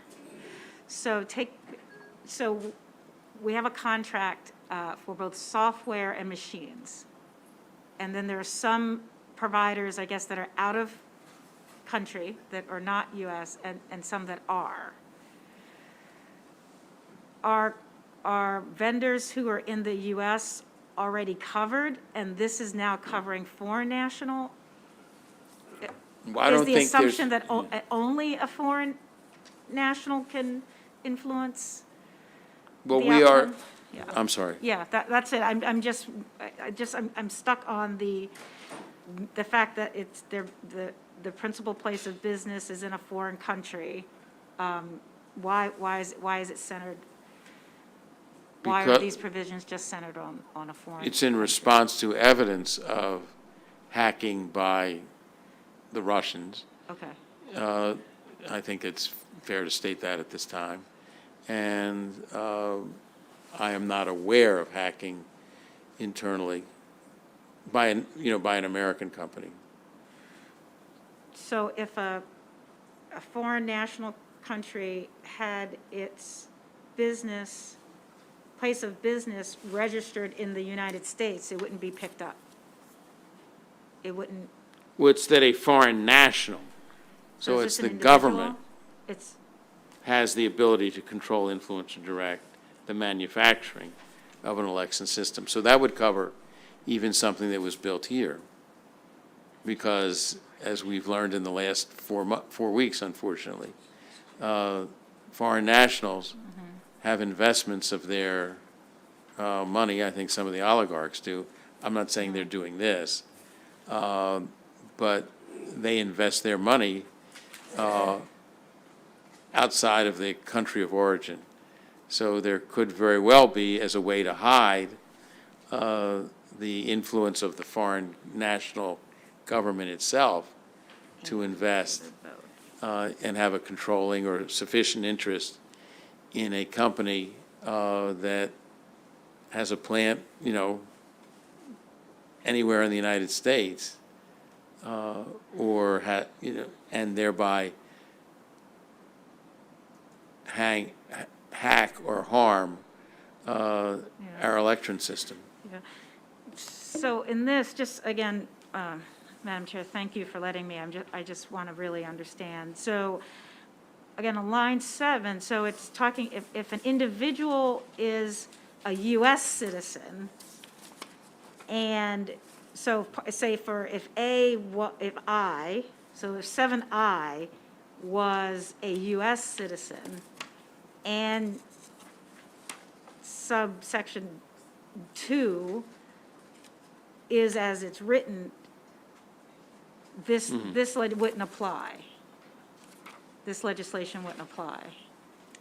I don't believe so, but and the reason would be that there hasn't been evidence thus far. I mean, the committee certainly could consider whether it should provide that action should be taken. Yeah. Well, here it's the very nature of the foreign No, influence as yeah, opposed to yeah. an American citizen that wouldn't be there. Right.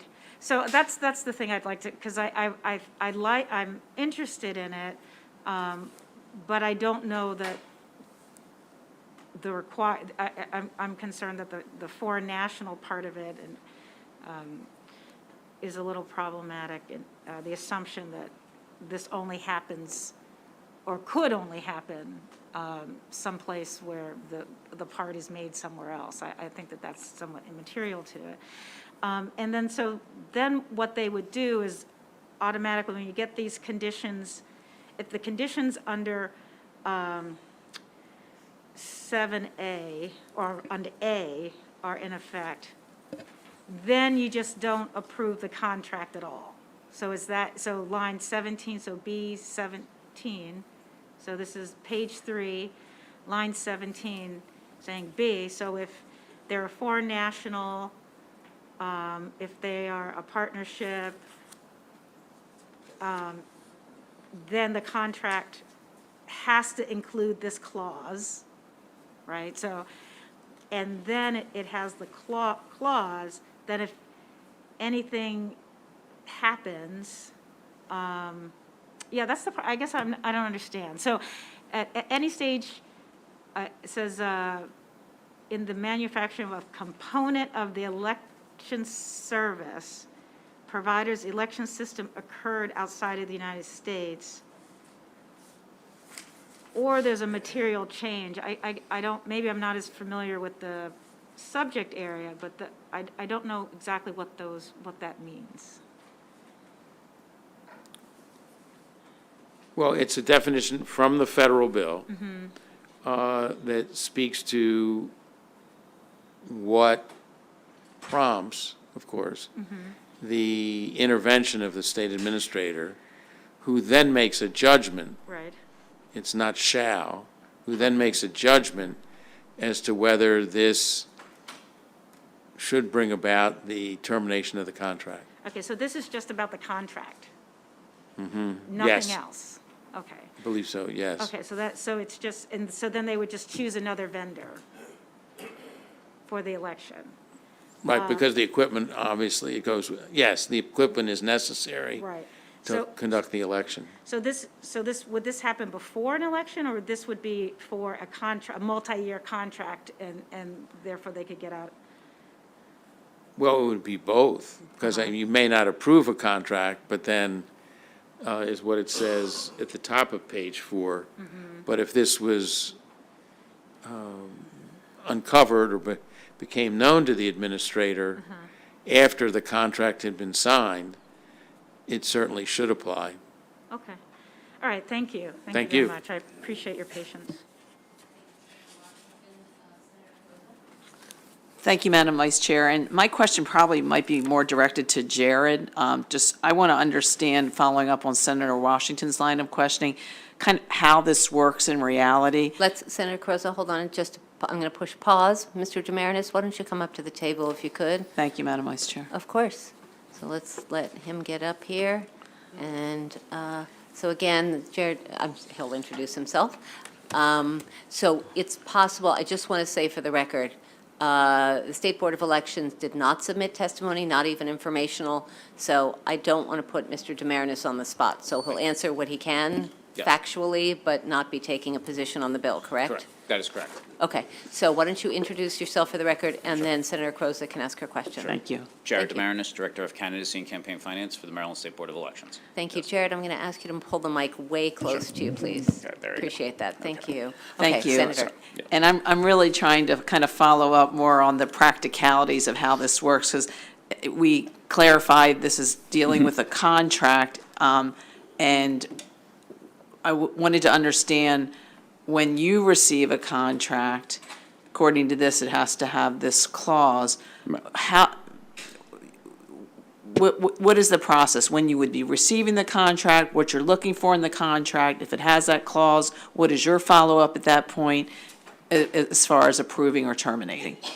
So it's a report that would be a part of the RFP that we would put out, saying if you have any sort of, I would say, equipment or manufacturing for these enumerated systems here, for the election systems here, that you have to provide a report for us on its manufacturing whereabouts. On So the it- request for proposal on the front end? Well, it would be a part because the RFP process, yes, is basically, the contract is a part of the RFP. So we would put it out there that they would have to make sure that they're aware of this requirement and that this is a part of the approval process, so that they would have to then provide a report for us with all the manufacturing, basically nations and the other requirements here also spelled out in the bill here, which is where the foreign nation, what is the description of the manufacturing and the work performed, and if the work performed was in a secure fashion. That would be submitted along with any RFP, or at the time of the contract. The contract would then be reviewed to make sure it sufficiently meets all the requirements necessary, and at that point there, it would be processed if it was accepted to go forward, possibly even to the Board of Public Works for approval and to move forward with it and to be signed and then to be implemented. If at any point the contract, or if there's something about that nation that is in the report there, so now we have a whereabouts of where basically every nation that the equipment is manufactured, if there's a status change, I would say, with that country, and the state administrator no longer feels that that country is a secure nation for manufacturing election equipment, or it would have, I would say, an appearance or I think it does say an appearance to influence or to compromise the system. At that point there, the state administrator has the ability to either tell the vendor, at one point you have to move that manufacturing to a different place that is secure and continue reporting, or the state administrator would have the ability to terminate said contract and then put it out for emergency. The onus is on you as the administrator to not only review that you're going through that checklist to say that this was manufactured in a secure location on the front end. You're looking at all that. And would, based on that information, making a decision about going forward with a contract, plus if something changes in the course of that contract, the onus is back on you to know if they reported it, they would have to report it, and then you would take action? Well, that, I'm not sure I can answer that, but the way the law reads here is that it's a report for us to verify where all the components are made. And if at the point so you have to receive that report Right, on the front prior end. to, on the front end. And then if there is any sort of, I would say, circumstances that change that would impact the electoral process based upon those nations status with the United States, the state administrator then has the right to terminate the contract and then to then seek, I would say, an emergency procurement for that. So I'm hearing there's two safeguards in place. The first safeguard is on the front end, you're looking at to see what they're reporting and to seeing if it was manufactured in a secure location on the front end before you would approve a contract. Then, if something changes in the course of the contract, they're obligated, the vendor's obligated to report, you review it, and there's an additional safeguard. I just want to I make sure guess I'm it's always the understanding. same report. It's just this, there's one report. They tell us, or if they moved said operations, like say they put it and say, here's all our operations for materials in these countries, and then they move, say, a plant to a different country, that they would have to tell us about that move, that it's now in this country rather than in the original report. So That's what I mean. Yes. There's, could be two different safeguards at that point. I say safeguards, meaning I guess you're checking it on the front end. If something changes, that vendor has an obligation to report back to you, and you could, if you weren't satisfied, you could terminate at that point. Am I believe so, understanding yes. it? And presumably, that would become part of the RFP. Right. That you would have, as a manufacturer, you would have an obligation to notify the state board if there are any of these changes which would then bring into play the prohibitions or the provisions, because it's discretion of the administrator of this bill if it were to be enacted. Thank you. Thank you, Senator Croza. I have a question probably for Mr. Demarinis. The Board of Public Works just approved a $24 million contract with a bunch of new equipment. Let's just say for a moment that this bill passes the Senate and is signed into law by the governor. What happens with that which has already been approved? Let's say that it would be in contravention of this bill. Presumably it gets in, kind of is grandparented in as. Well, the effective date would be Even- June 1st, so I would say that it would be for subsequent Correct. bills. It would not be for any current contract that's out there, because it wasn't a part of the requirements at the time. That's what I would assume, except it hasn't been installed in our 24 local jurisdictions. It hasn't been rolled out, like it was approved by BPW, but it hasn't been used yet and won't be used this year. It's for 2024. It's just an interesting, it might be Right. something to muse on, and Delegate Rosenberg, maybe we can chat about that offline or something. Okay, sure. Senator Hester has a question. Thank you, Madam Vice Chair. I mean, this question will probably be for either of you, but isn't there some kind of certification or like industry standard that certifies that these election equipment, meet a certain level of acceptance or not? I mean, we have the EAC that puts out guidelines, and the companies, they go through certification to make sure that their equipment meets all the, I'd say, federal and state standards for voting equipment. But this is different, because this is talking about where the parts are being manufactured, rather than whether or not the system can, can scan a ballot, tabulate it, and move forward with it. So this is, I think this is like a slightly different issue. Mr. Jared, EAC is the Election Assistance Commission. It's under the, I assume it's under the FEC, the Federal Election Commission? No, It's it's on a its separate- own? yes, Okay. sir. And then do you want to also mention NIST, just the National Institutes of Standards and Technology, which also approves all these equipment? So I just want to make sure that anyone watching has all that information, Well, too. that goes to my point. I'm curious what standards these systems are already held up to. And I understand that it doesn't incorporate what the Delegate Rosenberg is saying, but it'd just be curious to know what standards they're already subject to. So those standards. I mean, I guess NIST and, yeah. As well as NIST, the National Institutes of Standards and Technology.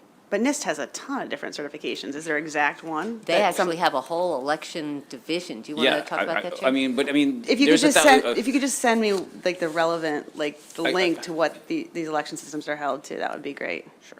Thank you. That some of us might want to have an offline conversation with you just to make sure we get this A, that we fully understand it, and B, that if the committee wants to move the bill, that we get it exactly right. Senator Washington, last question, really briefly, because we still have a lot of bills. No, I understand. Thank you. This is actually building nicely, with a nice little jazz quartet going on here, because I think I've got, so on line, on page 4, line 7, right? The final thing is that they have to attest to the measures taken by the election service provider to ensure that the manufacturing process is secure, right?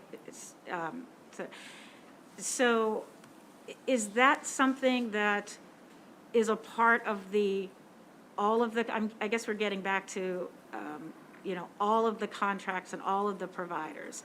Are there steps, or what's part of that description whereby a manufacturer proves that they've taken steps to ensure that the manufacturing process is secure? So for me, regardless, I don't care if it was made in, Iran or New Jersey, that what we care about is that the manufacturing of either the software or the actual, hardware is secure. So does the board currently, or when you're acquiring or getting a contract, is that a part of our existing contracts? Is there a clause in contracts now that require that we demonstrate upfront that certain standards were met in the manufacturing? I'll have to check back with you about that. Okay, so. If I may, you're saying nationality aside. Yeah. Is there Right. a requirement in a contract regarding Yeah. standards? Yeah, yeah, and so that's kind of, okay, I like the bill, but I feel that that's the thing that we want to secure, no matter, regardless of where it was made. And to only have the nation, the fact that it's a manufacturer outside of the U.S. be the only trigger, I think we might be missing something. So that's all. Thank you for allowing me that. For your thoughtful questions. Thank you, Mr. Demarinis, for jumping up and pitch hitting here and doing the best you can, as always. Sure. And thank you, Senator Delegate Rosenberg. That completes the hearing on House Bill 428. Passing back to the chair.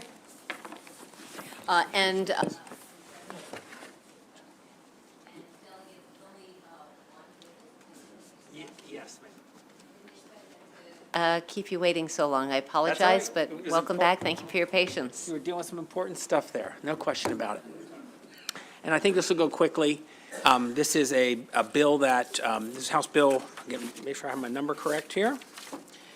It's House Bill 192, which is a Baltimore County delegation bill, which deals with the student member of the Board of Education. And I would have had the student member of the board come here today, but they're missing a lot of school.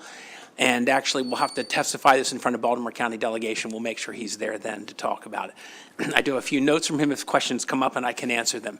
Essentially, this bill strikes the prohibition in Baltimore County against the board, student member of the board voting on capital and operational budget, would allow them to participate in that voting. I can tell you a list of reasons why I think this is a good thing to do, but as a high school teacher for many, many years, first of all, I have great faith in high schoolers in general, but I find the ones that are interested in this sort of undertaking are ones that are highly mature and highly intelligent and highly dedicated. I, in fact, think that students sometimes in these positions work a little harder than everybody else in that position because they have biases to overcome, because people believe because they're young, they don't have the skills or the dedication, and they need to demonstrate it. I've watched them work harder than some to establish that credibility. That's been the case. I think, generally speaking, that if you're going to be allowed to vote on policy, but you're not allowed to vote on the budget to back it, you're really not voting on policy very much at all in many cases. And so I am encouraging that we allow the student member of the board in Baltimore County to be permitted to vote on budget issues. Questions for the delegate? Seeing none, thank you. Thank you Again, very much. Sorry for the wait. No worries. Okay, let's go to Delegate Guyton, please. 660, Commission to Study Division of Rehab Services, Student Job Training Reformation Act. let's have Andy Culp join the good delegate, as well as Emily Arneson and Rachel London. And then we'll have Ms. Seacott on deck in the first row. And I believe that's it. And there's no opposition, either at least orally or written on my sheet in front of me. So with that, welcome Delegate Guyton. Thank you so much, Chair Pensky, Vice Chair Kagan, members of the Education, Health, and Environmental Affairs Committee. I'm Delegate Michelle Guyton, for the record, District 42B in Baltimore County, and I'm here to request a favorable report for House Bill 660. So we're calling this the Student Job Training Reformation Act.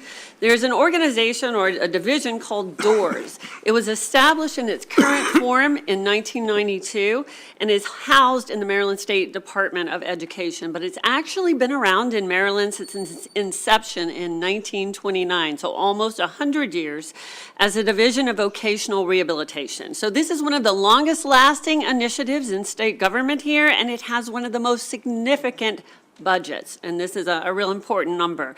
This division houses 42% of the Maryland State Department of Education budget, and yet very few lawmakers are aware of its existence. I apologize if most of you are aware of it, but it's okay if you're not. Its mission or the struggles that it has continuously had. So DOORS has been flying under the radar of Maryland state government for a really, really long time. I myself heard a lot about DOORS when I was working with advocates and families with disabilities, but really got to know the issues associated with it when I served on the State Board of Education for 4 years. At that time, I toured DOORS, I knew what it was, but I am very comfortable in saying that I would say only 2 or 3 of the other members of the Board of Education were aware of its existence or knew anything about the program that housed 42% of MSDE budget. And we never, ever discussed it or provided any oversight of that program. So the mission of DOORS is to assist individuals with disabilities in transitioning from high school into gainful employment and also finding long-term employment. We also have a section of DOORS that deals with adults who have disabilities, new disabilities. So one of the main problems with DOORS, and there are quite a few, I want to say respectfully, but we're trying to fix it, is the inefficiency and the really extreme long waits for services. The DOORS 2020 annual report, this is the report that they gave us, right, states that for that year, 6,124 people, students mostly, were on the wait list, and only 318, 5%, moved in that year from the wait list. The level of disability is supposed to categorize clients into groups for services within 3 categories. The way that DOORS is working right now, kids and adults in that 2nd and 3rd tier categories are never, literally never, going to receive services.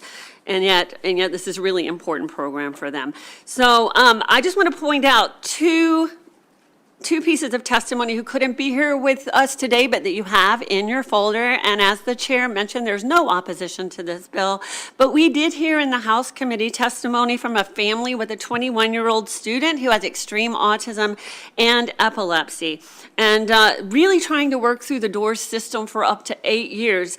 They finally were able to get on a list for employment, only to find out when he showed up for his workstation that DOORS had mistakenly not given him a one-on-one aid, and he is unable to be alone because his epilepsy is so significant. When DOORS found out about the problem, they said, we'll fix it, we'll get back to you. They resolved this issue by actually sending them a letter a few weeks later saying that he had been unenrolled. And there was no further resolution despite, many months of trying to resolve this issue. That's how DOORS works, and that's not a rare story with our families. I also want, and Ms. Wiederlight, who testified, said, the DOORS website gave us hope. They say that they work with individuals who want to work, like her son wants to work, Joshua, but that was not at all what happened in their situation.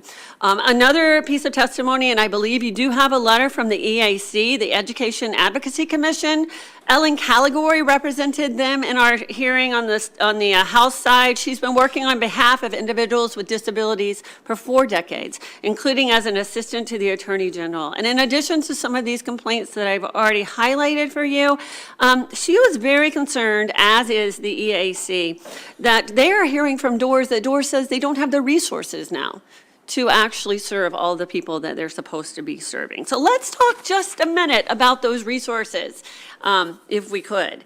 So one of the biggest concerns that I have about DOORS is that during the last yearly report, and this is for all the fiscal watchdogs, which I know are in this room, DOORS graduated only 925 individuals to full-time employment, but DOORS was funded at $352,966.80. And that adds up to $380,588 for each client who successfully achieved employment. And I don't believe that any of us on this committee or on my committee consider that an acceptable return on our investment. But it is an important program, and we need to make it work. So we're here today to propose a solution that the House passed unanimously, that we bring, and that's House Bill 660, is that we bring together all of these folks that you're going to hear from today and lots of others that are spelled out in this bill for a commission of stakeholders to study and make very specific recommendations, and those recommendations are spelled out in my bill on page 4, on some of the primary concerns that have been brought to us over the years about DOORS. And I thank you for your support of House Bill 660. I am aware of amendments being suggested to add the Department of Disabilities to this group, and I absolutely accept that as a great amendment. And we also have 2 amendments. One is technical in that over the 100 years that this has been referenced in statute, it has alternately in statute been called Department of Rehabilitative Services and Department of Rehabilitation Services. So we're going to try to fix that in this bill. And then the final is to remove members of the General Assembly and the Senate from this commission because the timetable is so short in which we want them to actually get going and make some recommendations. So thank you so much for your consideration of this, I think, really impactful bill. Great. Good afternoon, Chairman Pinsky and members of the committee. My name is Andy Culp, and I'm here on behalf of the ARC Maryland, and we are here in support of House Bill 660 with what we consider to be friendly amendments. I won't repeat what Delegate Guyton says in the interest of time about what the program does. I think she captured that effectively. But unfortunately, as long as I've worked in disability services in Maryland, which has been since 1995, there's been the same issues. They've only deepened in that time with DOORS. Many students and adults with disabilities aren't able to access the needed services from DOORS in a timely manner if they're able to access them at all. Even people with the most significant disabilities who are supposed to be in the highest tier of acceptance have to wait for services. And, you know, longstanding issues with PINs getting unfunded or I don't know, and just a couple representatives to support people in our biggest counties in Maryland. It doesn't work, and I'm not sure what's happening there, but I agree that a commission needs to be formed to figure this out, because it is a really important service for people to be able to develop skills for self-sustainment and employment as they're adults. Our amendments include adding the Department of Disabilities as a required member of the commission to ensure broad perspective on the needs of people with a variety of disabilities on the commission, and also adding People on the Go of Maryland, which is a statewide advocacy organization run by and for people with intellectual and developmental disabilities, and that's included in my written testimony. We also recommend that one of the duties specifically be spelled out, that they look at the Workforce and Technology Center of DOORS, otherwise known as WTC. It's currently a segregated building that's inaccessible to people, and we believe that it should be in an inclusive setting, more accessible to people, and we also believe it'll cost less. So for those reasons, we ask for your favorable report on House Bill 660. Thanks. Thank you. Either one of you, proceed, your choice. Okay. Hi, Mr. Chairman, Madam Vice Chairman, members of the committee. My name is Emily Arneson. I'm here on behalf of Kennedy Krieger Institute in strong support of House Bill 660. At Kennedy Krieger, we have a neurodiversity at work program that takes a lot of these students and hires them, puts them through training programs, helps them develop the skills that they need to be an effective part of the workforce. A particular group within Kennedy Krieger is called Core Foundations, which is a doors provider. This program provides short-term employment services for individuals with disabilities, including but not limited to job preparation, job development, and job coaching. We've found that this program has been essential for individuals with disabilities. They're building blocks to help transition from school to the workforce. However, we completely agree with the bill sponsor and my colleagues sitting here at the table that doors, if it was used to its maximum capacity, could serve far more individuals in Maryland, starting at age 14 through adulthood. We also found at Kennedy Krieger that it's been a challenge for individuals with disabilities to access door services during COVID. So that's something that this commission could also evaluate to make those services more streamlined and more transparent.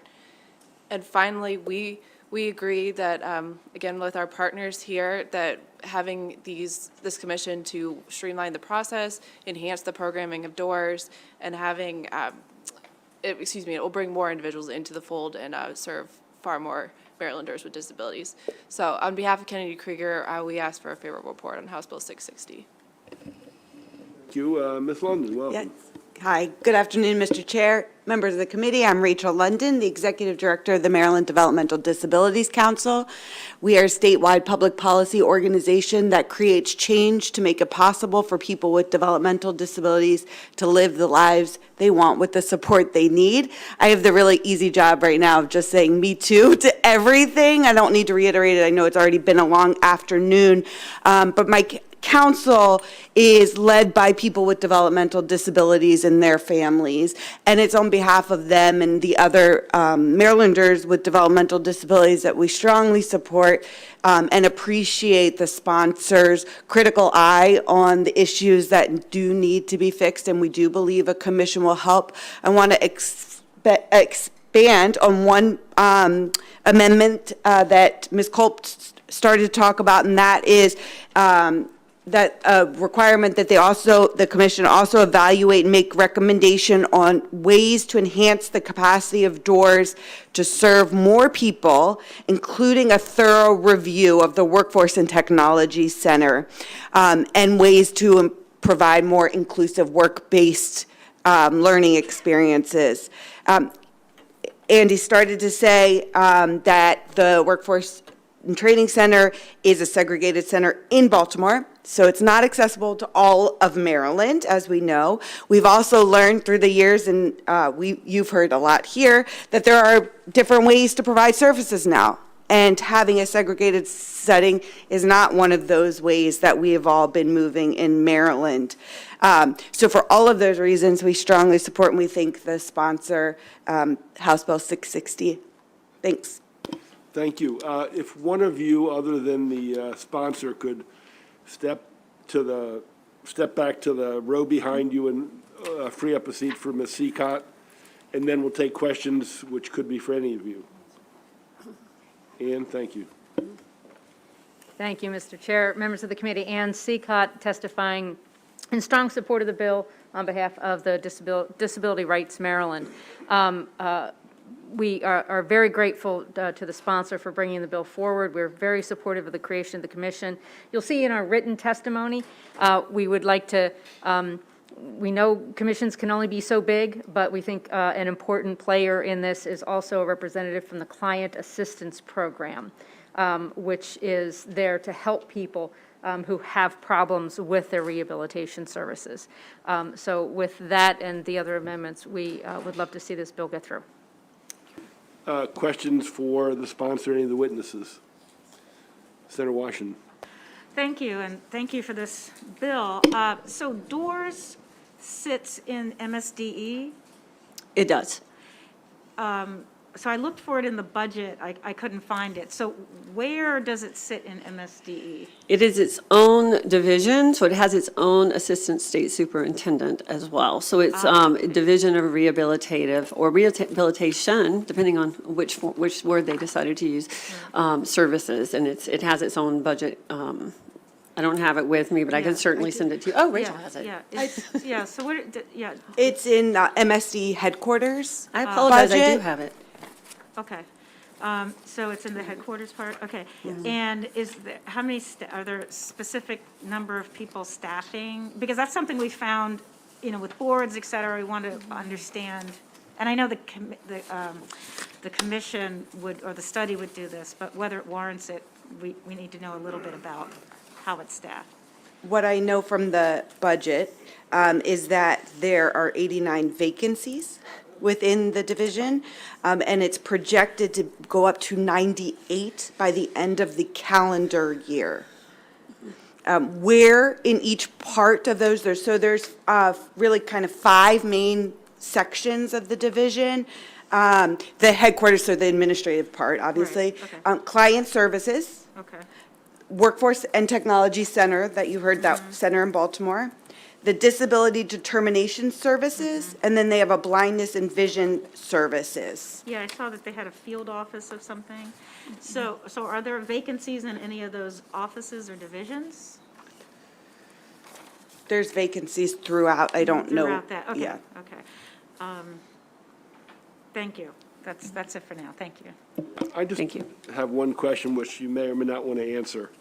And I'm trying to read between the lines of the study. I mean, are we talking about competence or are we talking about structure?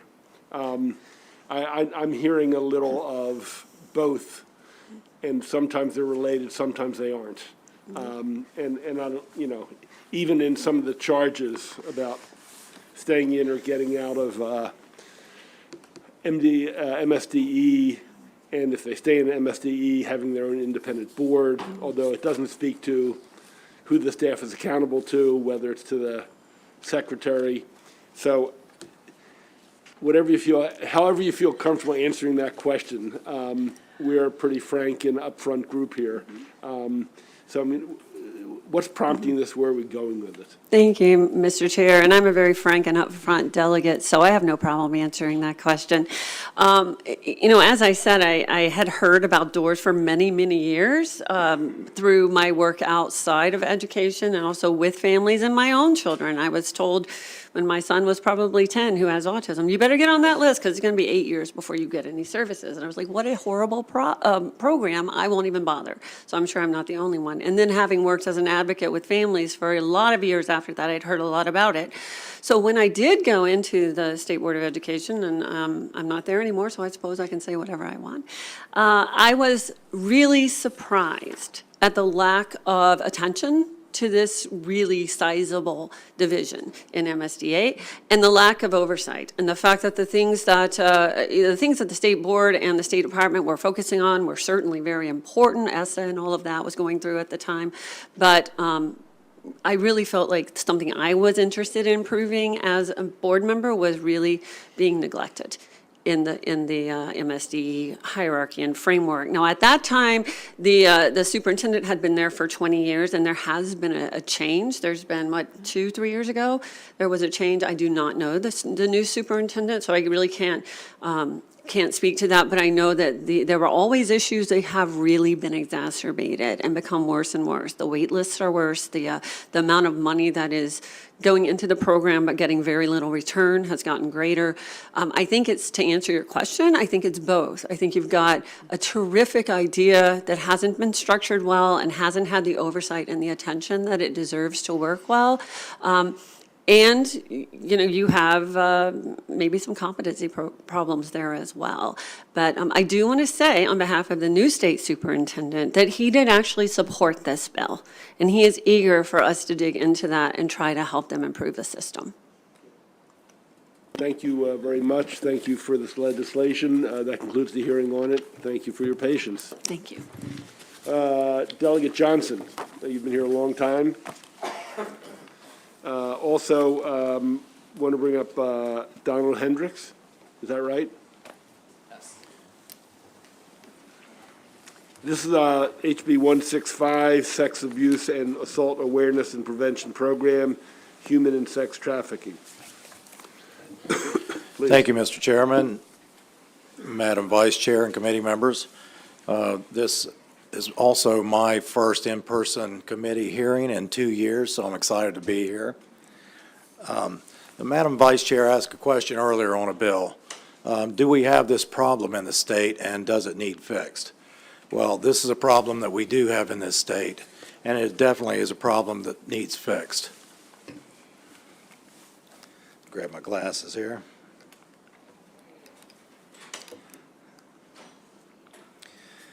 What does this bill do? This bill requires the State Board of Education and certain non-public schools to incorporate education on the awareness and prevention of human trafficking and sex trafficking. This bill would be taught by a teacher who is trained to provide instruction of the awareness and prevention of grooming and human trafficking, be incorporated into the health curriculum for students in the grades 6 through 8. What is the need for this bill? A silent plague has been spreading viciously, corrupting the lives of hundreds of thousands of people. It has been sweeping through Maryland, forcing victims into prostitution and young children into involuntary servitude, as well as the ever-growing worldwide industry of harvesting of organs. It rids them of their innocence and adolescence. And I quote, "Human trafficking is a pressing public health concern which transcends all races, social classes, demographics, and gender. No population is exempt from the ever-present threat of traffickers. Human traffickers are motivated by greed, driven by quota, devoid of respect for human rights, preying on the vulnerable, and damaging the psychological and physical well-being of their victims." That was as per the National Institute of Health. Education plays a vital role in shaping how our children perceive these dangers.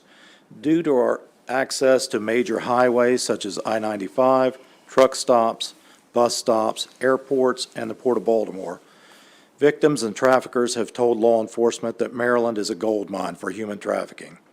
Traffickers capitalize on their victims' innocence and desperation, making young children incredibly susceptible to this crime. We must ensure the well-being of our children by teaching them how to be more vigilant and how to defend themselves if they themselves are in danger of being groomed or stalked by traffickers. 3 years I've put this bill in, and when I put the bill in the first year, it was endorsed by over half of the delegates in the House. Last year, it was one of only 2 bills that was endorsed by the Women's Caucus. The first year I put this bill in, human trafficking was the 3rd largest corrupt organization and activity in the world.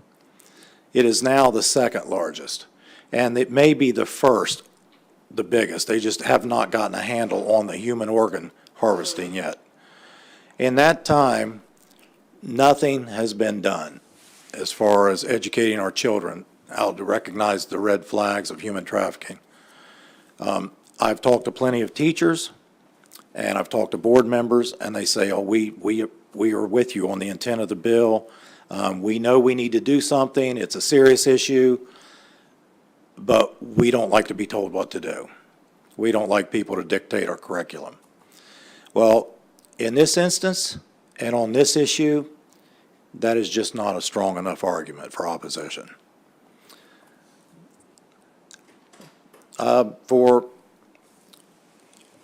When I first went to put this bill in, I looked at some of the other states that had tried human trafficking education that had failed. And they failed because they tried to set up a totally new program with new teachers, and it was not cost effective in their opinion, and it just failed. So I thought, how can we do this in Maryland with existing resources? So I talked to several directors of curriculum and said, can we morph this into our health class? Would that be possible? And they said, well, absolutely, that should not be a problem at all. So that's the direction I went with this bill, by using existing resources in Maryland. If you take a notice to the fiscal note, it's nothing. Now, before I gave this presentation in the House, I was watching a Maryland news station where there was a human trafficking prevention advocate on the news. And she stated that there's someone human trafficked every 30 seconds. And to prevent human trafficking is as simple as having a conversation. It's as simple as having a conversation, and it cost us nothing. So I think the time to move on this is now. This bill passed in the House Committee unanimously.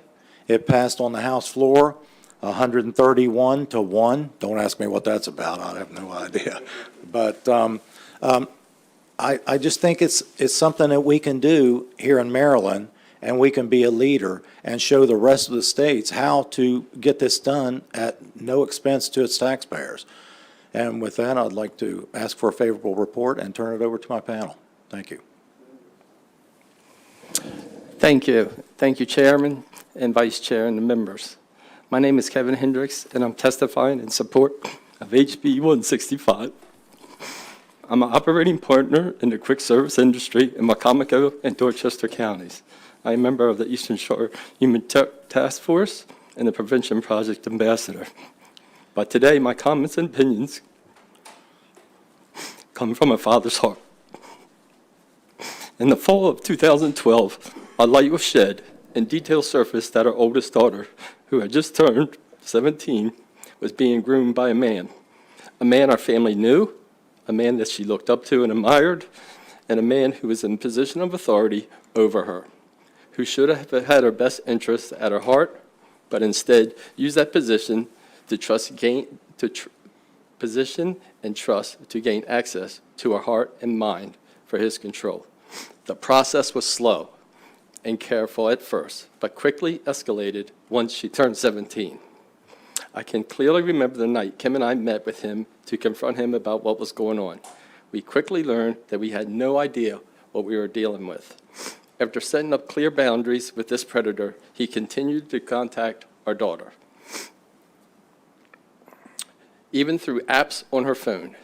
We immediately contacted our local sheriff and took steps to secure peace orders, both temporary and final, to assist with protecting our daughter. I'm asking that we take a bold step in moving HB 165 to empower and equip our children in the state of Maryland against the lures of these predators. Our state has attacked the outcome and results from these crimes head-on for the victims. But I believe it's time to flip the model to prevention and education, starting at our schools. It's crucial that every child in our state has an opportunity, a chance to receive this valuable information to increase prevention in this hideous crime. The responsibility of not providing each student with this valuable information falls directly on parents, educators, and lawmakers of this state. Our children are being targeted. Thank you. Thank you for your testimony, sir. I'm sure it was very hard. Questions for the sponsor or the panel? Senator Hester. Thank you very much for bringing this bill forward. I've introduced a similar one which deals with cyber safety. Obviously, trafficking is one of many horrible things that can happen to our children, and so I fully support this bill. My question is, do either of you know what role technology plays in this evil process? Well, in reading about human trafficking, social media plays a huge part. One of the main ways they use to get close to young kids is bringing up different issues they think they might be interested in, music being the main issue. They try to find some link to a person that they would like to traffic. The average age of a person trafficked is 12 to 14. So that's another reason that it's important that we give these young kids the education to recognize the flags and that when they're being groomed.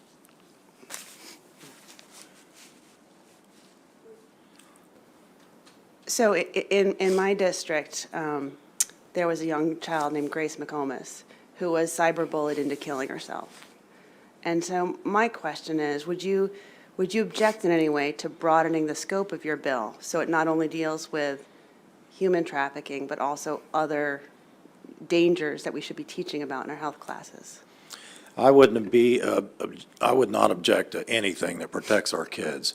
Now, they already do in school teach like sexual assault and assault, which I think is more the physical aspect of something like that. But that's something as we move into the future and get more more electronic world that we're going to have to address. Delegate, question for you. I'm reading the physical note on page 2. It says that the Maryland State Framework for Comprehensive Health Education was revised and posted fairly recently, July 20. It says the grade 7 standards require students to analyze laws, policies, and consequences related to sexual mistreatment, grooming, harassment, abuse, assault, exploitation, and human trafficking that are designed to protect young people. So I'm trying to figure out if this is in the new health education framework, will the bill do anything differently?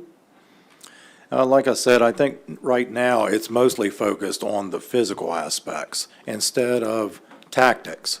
And in just grade 7, this bill puts it from grade 6 through 8 and gets more into the weeds on tactics and things that traffickers use. And now, teachers are professionals. I don't want to tell them how to teach or how to what to teach. There are several groups that are available out there that help. They are programs that are age appropriate to assist teachers in the education of sex trafficking that they have access to. And I don't want to tell them how to set this up because, again, they're professionals. I just would like for us to tell them it's time to do it. Okay, I didn't read the whole section. It says they do have indicators for grades 6 and 8. They don't explicitly use the words human and sex trafficking, but they talk about grooming, harassment, exploitation, boundary violations, to make it age appropriate for the kids. So, again, I haven't looked at this. I'm just reading what you read when we get a fiscal note. No, I appreciate all questions, Senator. Yeah, thank you. That concludes the hearing on this bill. Thank you both. Thank you, sir, for your ability to share with us your experience. Thank you, Delegate. Thank you. Okay, we're down to the last two bills. Delegate Feldmark. There's no other people on your panel and no opposition. And then we'll go to the last bill today, Delegate Shetty. Okay, thank you, and good afternoon, Mr. Chair, Madam Vice Chair, and committee members.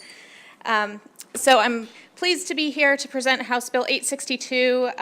It may be trite to say this is a simple bill, but it's relatively simple. So this bill would continue a practice that was used in the 2020 elections under the emergency regulations that were in effect at that time. And it's about making sure that all of our voters have a voice in our elections. So under current law, if a voter submits 2 separate mail-in ballots or absentee ballots, one is counted and the other is rejected, right? So one voter gets 1 vote. If that voter submits a mail-in ballot and casts a provisional ballot, which they would probably do in an effort to go out of their way to make sure their vote gets counted. Under current law, both ballots get rejected, and that voter loses their voice in the election. So this bill is designed to correct that and make sure that one ballot gets counted for every voter. And the way we do that is by saying in either case, whether it's 2 mail-in ballots or a mail-in ballot and a provisional ballot, we say the board should count the first ballot that's determined to be legally sufficient and reject the other. So, as I mentioned, this was already done for the 2020 election and worked, but those emergency regulations have expired, so we want to go ahead and codify this practice. So one of the questions that came up in the Ways and Means Committee as we discussed this legislation was, in that scenario where a voter submits a mail-in ballot and a provisional ballot, why not count the provisional ballot, right? There was this sense of why not count the ballot that is cast in person. And there are a few reasons I want to highlight. One is we know that when a mail-in ballot is mailed to a voter, it is the correct ballot for that voter. A provisional ballot, there's a chance that the voter went to the incorrect polling location, and it may not be a ballot that we could count every one of their votes on the ballot. Another is administrative efficiency. Counting the first ballot that's determined to be legally sufficient allows the processing to move forward without waiting to see if another ballot arrives. And finally, there are no do-overs, right? There are no take-backs once your ballot is cast. So we don't want to create an invitation for someone to vote a second time because they changed their mind and they want to vote differently, right? So it's really important. This is something that happens rarely, and we want to keep it a rare occurrence. We don't want to create an invitation for more folks to end up submitting a second ballot by choice because they just want, a chance to do it over, change their mind, cast a different vote. So as I said, it is relatively simple, pretty narrow, but very, very important because it's about making sure that every voter's vote gets counted. So I'm happy to answer any questions and respectfully ask for your favorable report. Thank you, Vice Chair. Thank you, Mr. Chairman. Delegate Feldmar, thank you for your leadership on this issue and for thinking about it. You and I have talked about this bill, and so just for the committee's edification, two things. Can you talk about it as related to curing when someone forgets to or neglects to sign the ballot envelope and then, let's say, goes in to a provisional cast a provisional during early voting or on election day? Could you talk about that? And then the curing bill that this committee and this body have passed, if you want to address that as well. Sure. So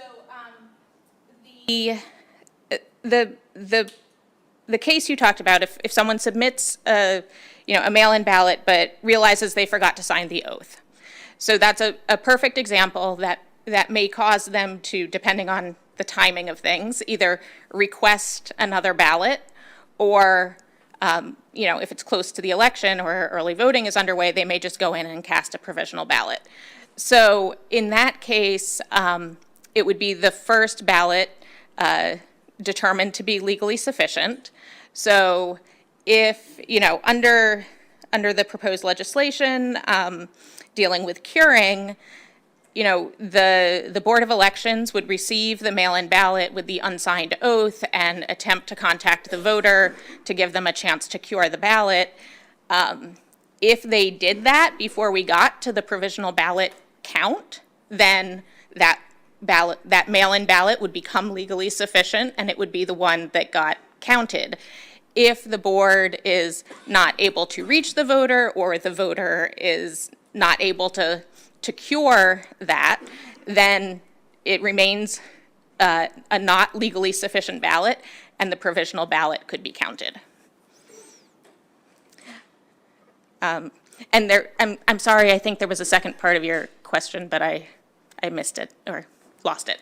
If you just wanted to speak to how your bill would complement or is different from Senate Bill 163, the curing bill that we passed. Sure. So I think it is slightly different because I believe the bill, Senate Bill 163 says the first ballot received, and if the first ballot received is not legally sufficient, we may end up counting the second ballot received because it's the first one to become legally sufficient. I'm looking at the language in Yeah, I Senate Bill apologize, I don't have it in 163. front of me. No, totally good. So I think they're kind of first cousins or something. Jared, I may ask you to come up on this if you would. Page 5, lines 5 and 6 of Senate Bill 163. If a local board, actually starting on line 3, if a local board receives more than one legally sufficient ballot in separate envelopes from the same individual, the local board shall count only the ballot with the first properly signed oath. So I think they are similar, the first legally Okay. acceptable bill, and then number two, reject any other ballot. But Jared, can you, sorry, I think you probably should introduce yourself again, since this is a new hearing, but then if you can speak to the similarities or differences on that issue, please. So, yes, Jared Demarinis, Director of Candidacy and Campaign Finance for the Maryland State Board of Elections. So on this bill here in House Bill 862, it basically is to count the first ballot that is determined legally sufficient and then reject. So, yes, so, and this doesn't talk about canvassing beforehand or anything like that. Right. So in practice, if this was going on, the canvass is post-election. So the mail-in ballot canvass would start a couple of days after the election is done, and at that point there, it would be looked at to see, the local boards can then ask about curing at that point, but at the same time, if a provisional ballot then was discovered along the way there, and the curing wasn't done, and the provisional ballot canvass was going to occur, they would count the provisional ballot over the mail-in ballot because that wasn't legally sufficient to count.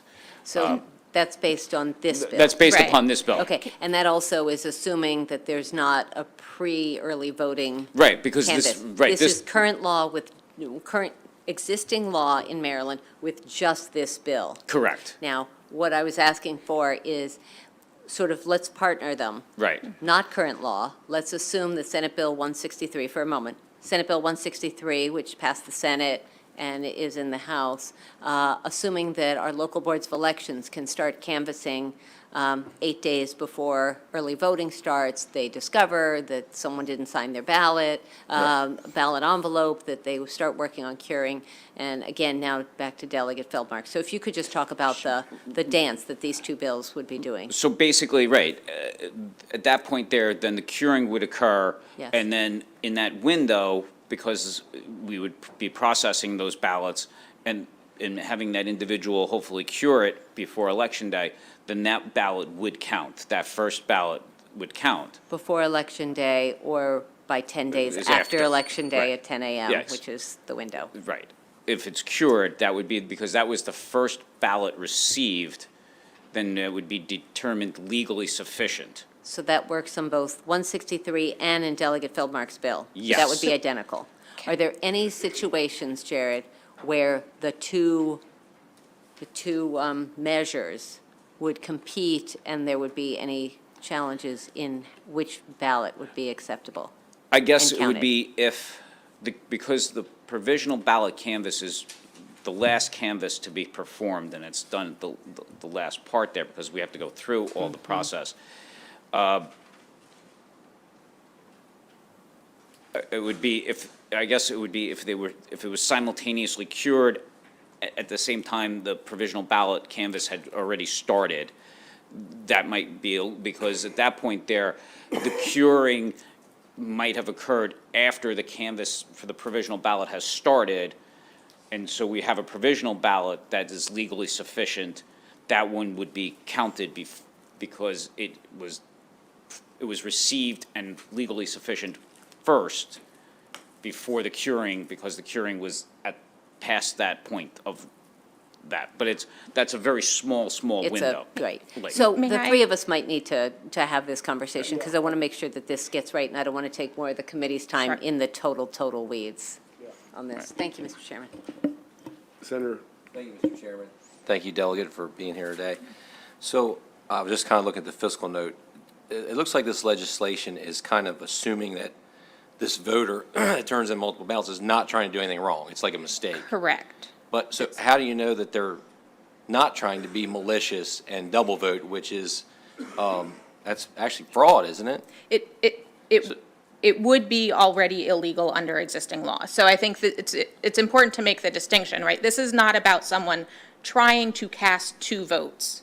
This is about someone trying to cast their vote and submitting two ballots in the course of trying to make sure their vote gets counted, right? Trying to make sure they vote. How do you So- know the intent, though? I mean, if you're getting to, how can you clearly know that It's not a potential bad actor trying to get 2 votes counted. Well, I've never tried to get 2 votes counted, but I would presume that if someone were attempting to do that, they wouldn't do it under the same name. Right. So I mean, I think look, existing law already contemplates that this can happen, right, with the 2 absentee ballots. So this is really just including the absentee and provisional as another way that someone may end up casting a second ballot and trying to vote. Do you mind Sure. if so current law right now, current law voids out both ballots. And I would say the highest example is a person requesting an absentee ballot, a mail-in ballot, requesting a mail-in ballot, mailing the mail-in ballot, and then going, did they receive it, did they not?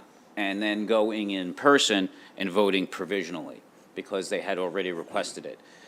At that point there, when the local boards get that, under current law, both votes are then discounted across the board.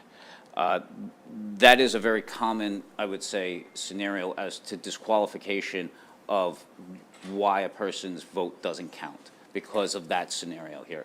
And I think what this bill and what the other bill was trying to rectify was counting at least one of those votes on that front.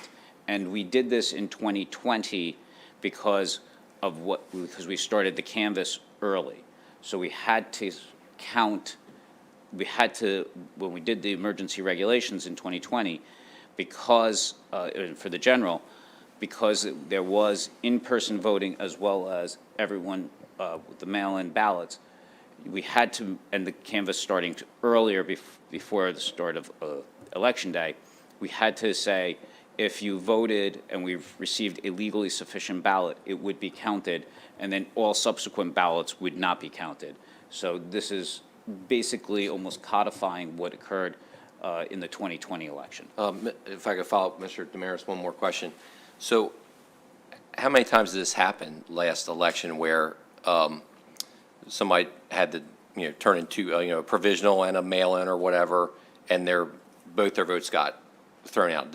Was this like 50 voters, 1,000 So in voters? 2020, that we didn't keep track, well, I'll find out, but that didn't occur because we counted the first ballot received. So we'd have to go back to 2018, I guess. So in 18, and I believe it was like 64 or so, was in the general election in 18. Those stats there, if you look under the provisional ballot, why it was rejected, all those stats are there for the rejection level. And it was, I would say 64 in the 2018 general election. 64 ballots? Yes. Or 64 voters that potentially didn't get their Yes. Out of ballot how many, counted. Jared, roughly? I mean, well, 2018, I mean, we had millions of votes at that point there overall for the general election. Okay. So, I mean, Okay. yeah, it was a very small percentage of the people that do that. So, yes. I think that takes care of this bill. Thank you both. Thank you, Delegate, for joining us. Thank you. No, thank you. Okay, moving to the last bill of the day, Delegate Shetty. Also joining Delegate Shetty will be Lisa Jordan, Lindsay Carpenter, and Melanie Shapiro. And, yeah, please come forward. Thank you so much, Mr. Chairman, Vice Chair Kagan, members of the esteemed Senate Education, Health, and Environmental Affairs Committee. Thank you for the opportunity to share testimony in support of House Bill 194. For the record, I'm Delegate Emily Shetty. This bill will require local boards of education to provide age-appropriate instruction on the risks of sexting as part of the family life and human sexuality curriculum in every grade in which the curriculum is being taught in public schools in the county, beginning in the 2022-2023 school year. This bill received wide bipartisan support in the House, passing the House Ways and Means Committee on a vote of 21-1, and passing the House on a vote of 126-4. as both the committee and the chamber overwhelmingly understood that this effort is about protecting the health and safety of children. HB 194 is part 2 of the legislature's effort to address sexting among young people, an issue that was first addressed by a bill from the chair of the Judiciary Committee last year. The bill, House Bill 180, corrected our criminal code to ensure that young people who engaged in consensual sexting activity are not sent to jail unnecessarily. Instead, the law allows judges to order young people who are caught engaged in the consensual sending or receiving of these images to participate in an educational program designed to teach them about the potential long-lasting and permanent harms of the behavior. However, all stakeholders we worked with realized that if a young person is first learning about these harms via a judge-ordered program, then it is likely too late for the programs to be effective. Thus, before you today is HB 194, which requires local school systems to implement age-appropriate education about sexting. Currently, children are learning about consent, technology, abuse, and digital abuse in school. However, there is no curriculum focused on the potential danger and emotional impacts of this issue. Children have increased access to cell phones, tablets, and social media at a much younger age. Given this increased access, it is imperative that we do not shy away from educating young people about the dangers that they might put themselves in. So there are a number of published studies, I cited them in my written testimony, that talk about the prominence of this among young people. However, I will proffer that many of these studies are likely significantly underreporting. So as a mother myself, I have a 6-year-old. This is really difficult to hear and to believe, but having worked on my chairman's bill in Judiciary last year, my eyes have been opened to just how prevalent this has become. Last year, when we were working through part 1 of this effort, the House pages took a really strong interest in the bill. They reported to me that they had conducted an informal poll amongst themselves and found that 100% of them were engaged in those behaviors at the time. There are different forms of sexting. There's consensual, which was addressed via the law last session, coercive, and the republication of a sext. These are each distinctly different, and coerced or republished sex are unprotected activities that can result in serious criminal consequences as well as permanent harm to kids. HB 194 seeks to educate young people in an age-appropriate manner on the issue and would ensure that children fully understand the choices they are making behind their screens. This is about protecting their health and their safety. Thank you for your consideration, and I respectfully request a favorable report. Thank you. Ladies, you may proceed in whatever order you choose. Hi, good afternoon, Mr. Chair, Madam Vice Chair. My name is Lindsay Carpenter. I'm a prosecutor in the Special Victims Unit at the Frederick County State's Attorney's Office, and I'm here urging a favorable report on HB 194. So this bill is all about educating our children on the risks involved with sexting. As a prosecutor in the Special Victims Unit and previously our Juvenile Unit, I can tell you I've seen numerous cases which a consensual sext has ended up in the hands of the wrong person. We had a case where there was a sext sent between consensual partners. It ultimately ended up on social media. All of the kids were brought in, phones were wiped. It was assumed that the sext was gone. Approximately a year later, the image resurfaced on social media.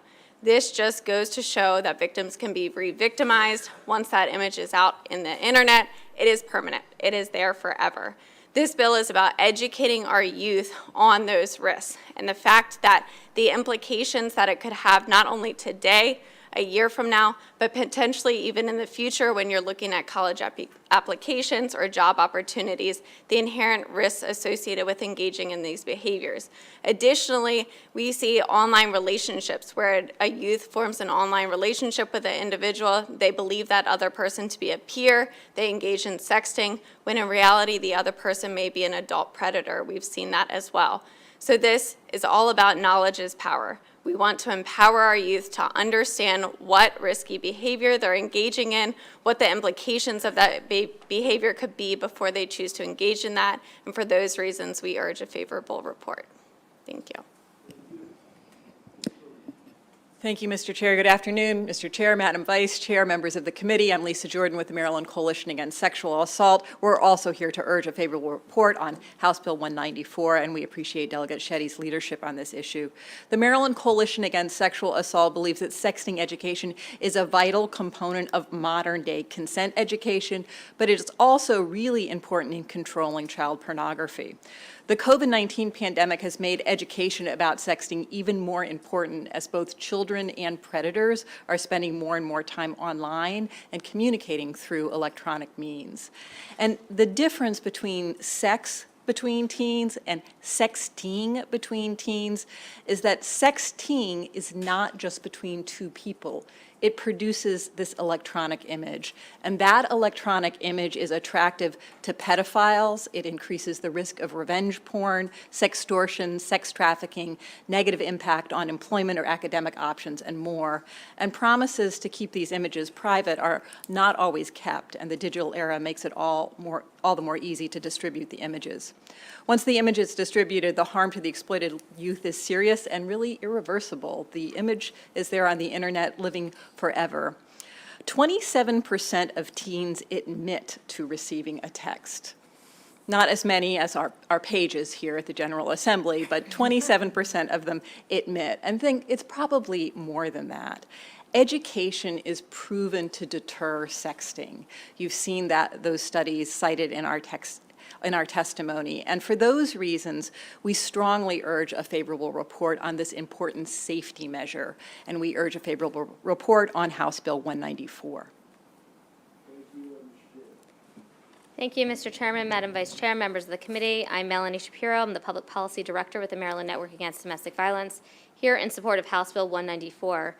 As your last witness today, I will not repeat what my co-panelists and Delegate Shetty have already indicated, which is the imperative need to educate our young people about the harms of sexting.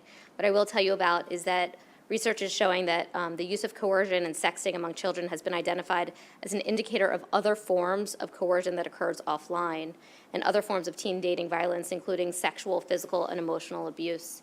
So it's important that we're educating our young people about sexting and how it can be part of a healthy relationship, a healthy consensual relationship, but how it can also be used as a form of coercion. And I don't often do this, but I am also the parent of 3 young children, a 13-year-old and 2 10-year-olds. And it is very, very true that we need to be educating children at a very young age, especially with the pandemic and when education went online. Children are very adept at using devices these days, and it is imperative on parents to be educating their children, but also on our schools, who are now relying very heavily on the use of computer and electronic devices to educate our young people. So for all of those reasons, I urge a favorable report on House Bill 194.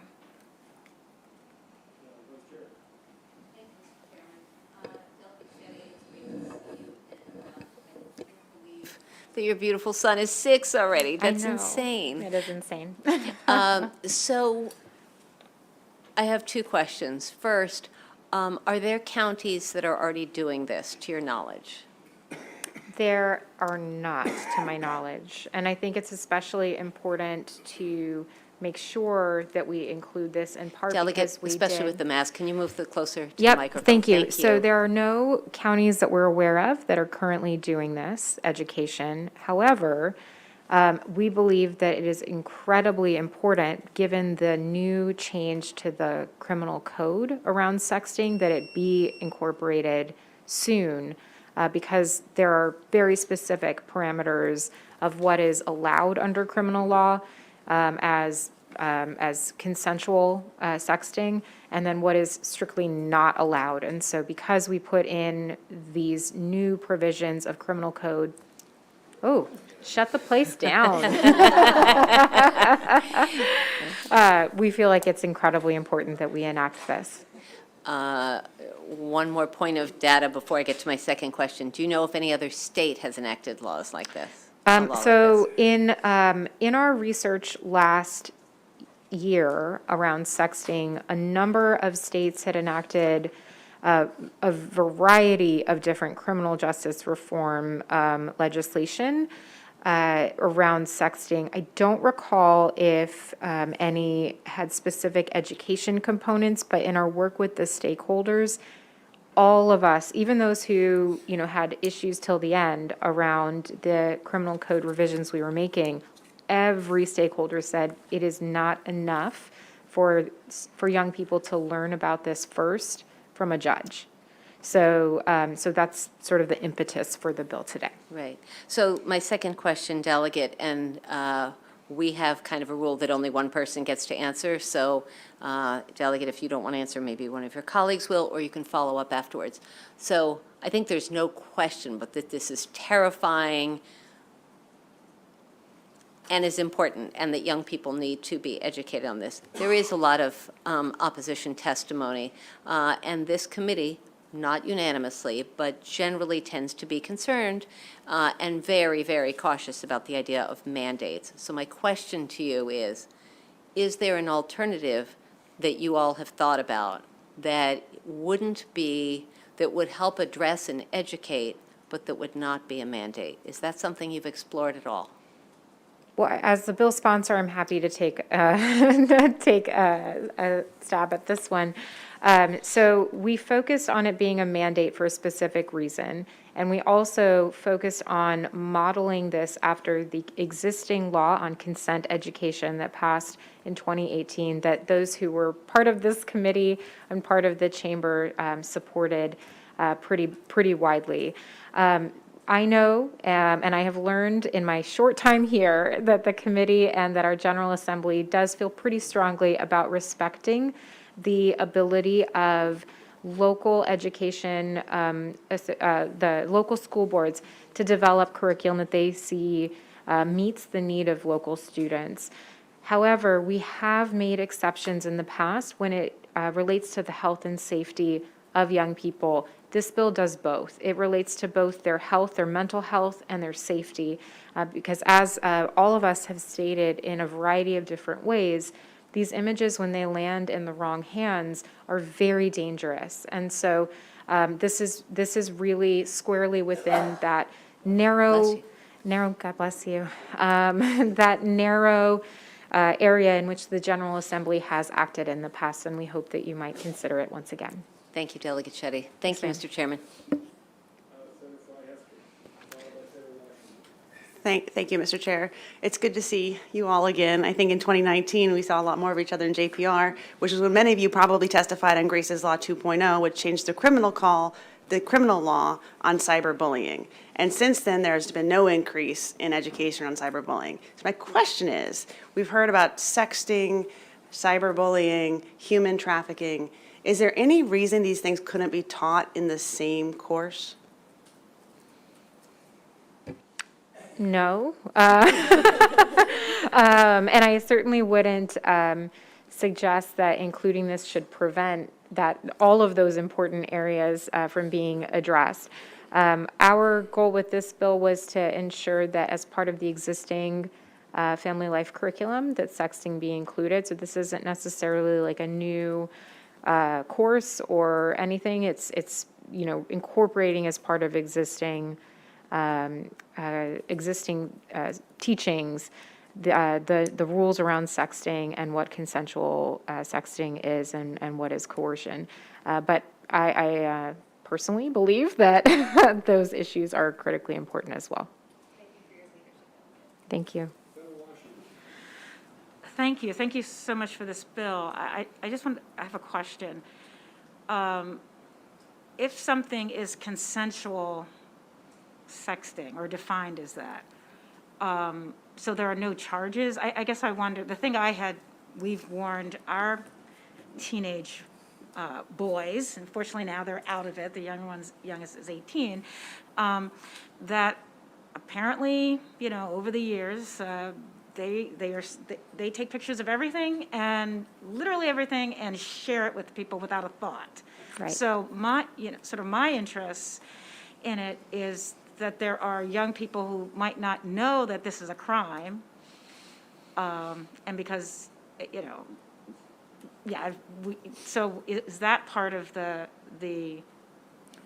can a young person still be charged for sharing an image of themselves with another minor? I guess that's what I'm So wondering the about that. criminal code revisions that we made last year address a portion of that. Okay. Initially intending to ensure that young people who are engaged in consensual sexting are not charged and not sent to jail. Okay. As there were some cases from across the state in which that was occurring, that young people were being prosecuted and put in detention, and it was pretty egregious. So we addressed that as part of the criminal code revisions and ensured that in the language, in doing so, we were very clear that the sending and receiving of the images was consensual. And there are other provisions within it, but included within it as well as a 4-year age gap. So if like somebody who is So you can't 13 is consent if sexting there's no yeah. such thing as consent if the age is That's more correct. than 4 years. Yes. So I guess I guess I'm trying to be clear here.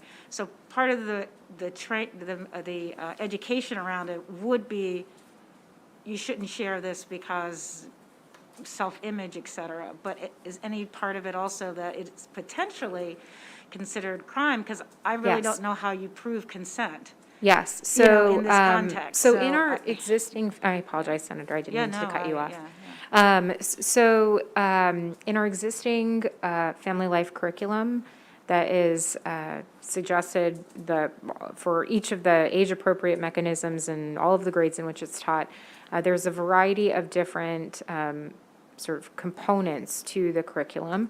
And one of the components in the existing curriculum is around existing laws around consent and all forms of that. However, there's nothing specific right now around sexting, and so my thought, and obviously the locals would have the freedom to design the curriculum as they feel is age appropriate and fits in within their existing family life curriculum locally. But I could envision a scenario in which the year that existing laws are taught around consent, for example, that they would also include components around the existing law for sexting. And so this is what is, sort of permissible under current law, and these are the things that are not. And then finally, this is only, now, while it's not criminal, though, a student could still be disciplined for sharing sexually explicit images, even if it's consensual? Does somebody know the question? I would assume, go ahead, please. I believe that the school districts could make their Right. own rules about any sort of sexual activity. So this would be no Yeah, 'cause- different than saying 'cause- students should not have sex Right, on 'cause school there's grounds, already students in- should not there's- be exchanging That's images. just my only concern about, just kind of, where we have to tweak it, is that students already are disciplined if they engage in sexual behavior at any kind, any Right, touching, et right. cetera. So it would almost be similar to abstinence. I don't see any situation in which it would be okay to ever share an image of another student. So so are we right. trying to talk about there's certain situations where it's consensual, where it's okay, but then while you won't be criminally charged, it's still, it's the way I read school, school and student standards, that you don't, that So- we shouldn't do it at all. But much like abstinence education, Yeah. there are limits to that. We Exactly, can say, yes. never do this, Right, and that's right. not necessarily Right, effective. So it's right. important to say, this is not a good thing to do. If Yeah. you do it, here are the risks. Yeah, that's why And I so was you raising have it, that yeah. same sort of Right. issue here, is, Okay. yes, this is something that's very risky, and Right. here are the risks. Here Okay. are the reasons you shouldn't do it. And some of that may include that you're subjecting yourself to potentially criminal charges if Right. you're, 5 years older than the person, or if you use coercion, or if you shared the image to the football team Yeah. instead of just within a relationship. And all of that intersects with the criminal law that was passed last year and that is cited in the bill that's before the committee. Yeah, so just finally, Dale, I would like to also maybe connect it to education code, because there are parts of the education code that prohibit any kind of sexual behavior. So I think even though they won't be charged criminally, one could still be disciplined by the school. So you have to decide if we want to prohibit that as well. But thank you. Thank you, Senator. Okay, let me ask a question, two Yes. questions, actually. Delegate, have you looked at the Department of Education's testimony? I have not. Well, I saw the House testimony, but I don't know if it's different than what was submitted here. My guess is it's probably not any different. Okay. They cite their new framework for comprehensive health education, grade 6, grade 7, grade 8, high school.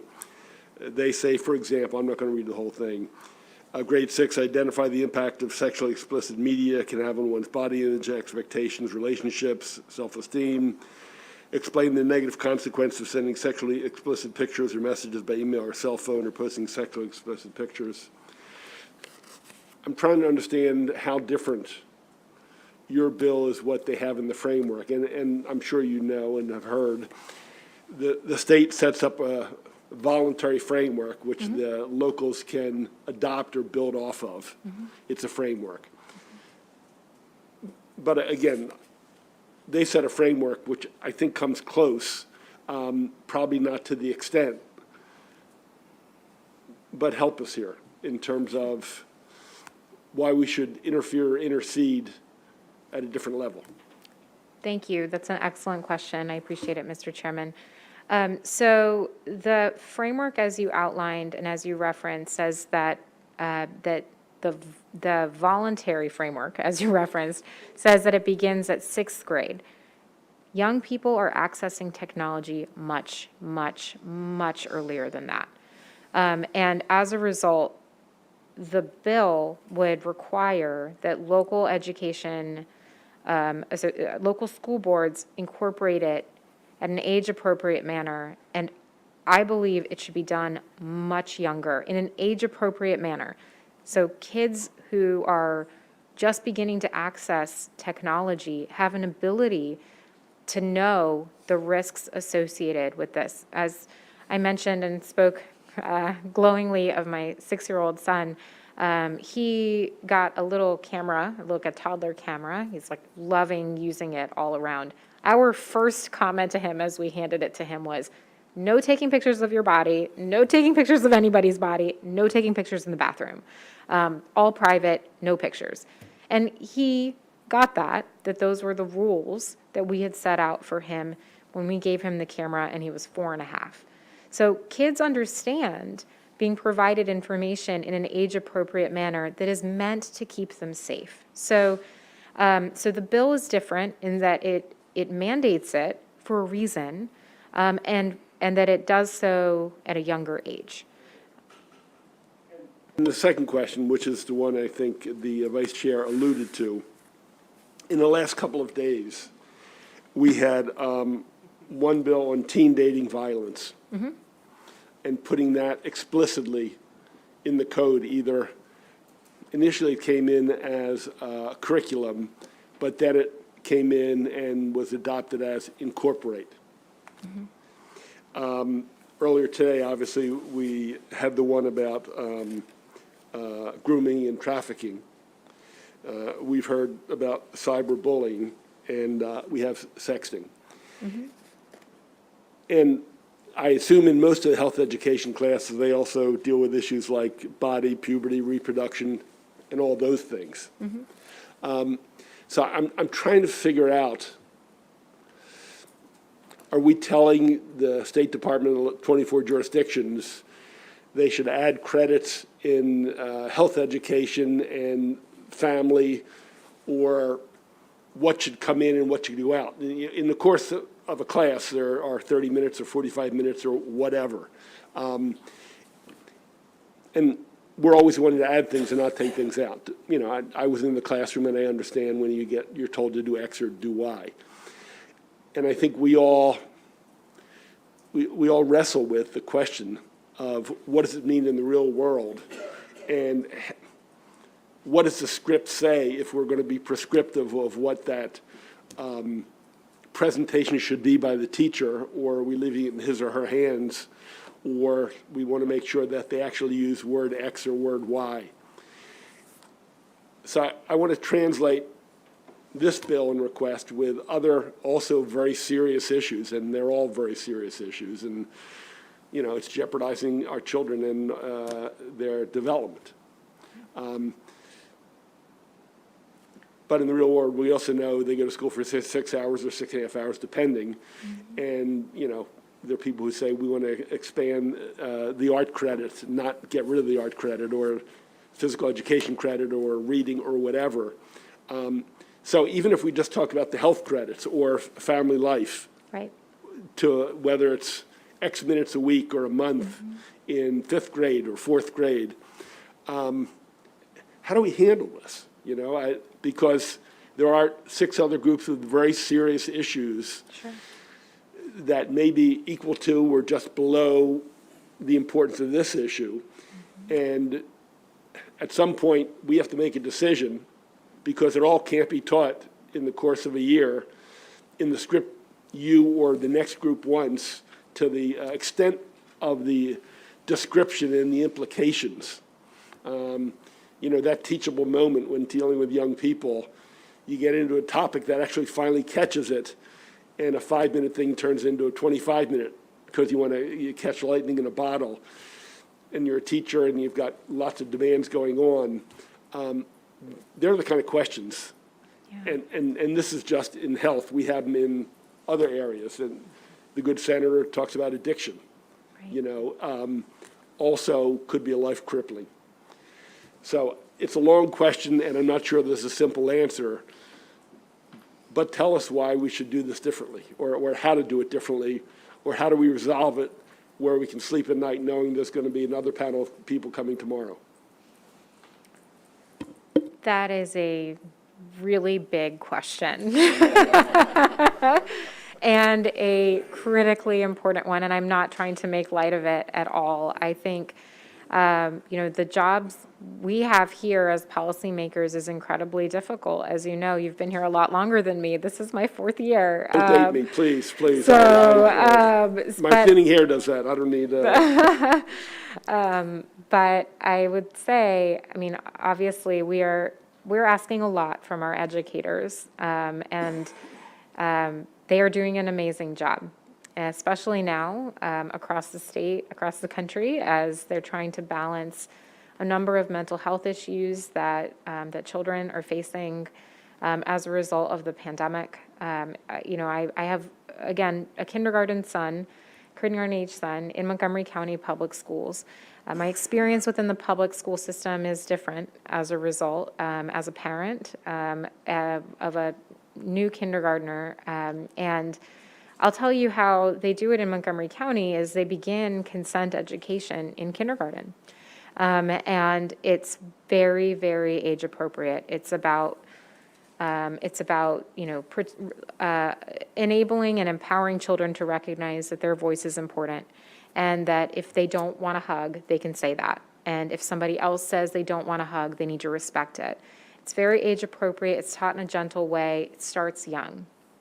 And I have seen how that has been internalized by my son. He comes home, and our massive 55-pound dog, who thinks he's smaller than he is, will be snuggling with me on the couch, and my son will want to snuggle with him, and then the dog will sort of give him a look, and my son will say, I don't want to, oh my gosh, I'm bringing down the house again.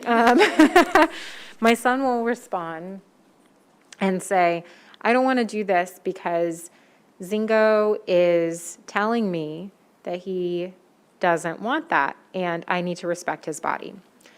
And I appreciate that he's internalized these important life lessons, especially as a mother of a boy. I really appreciate that he's internalizing it then.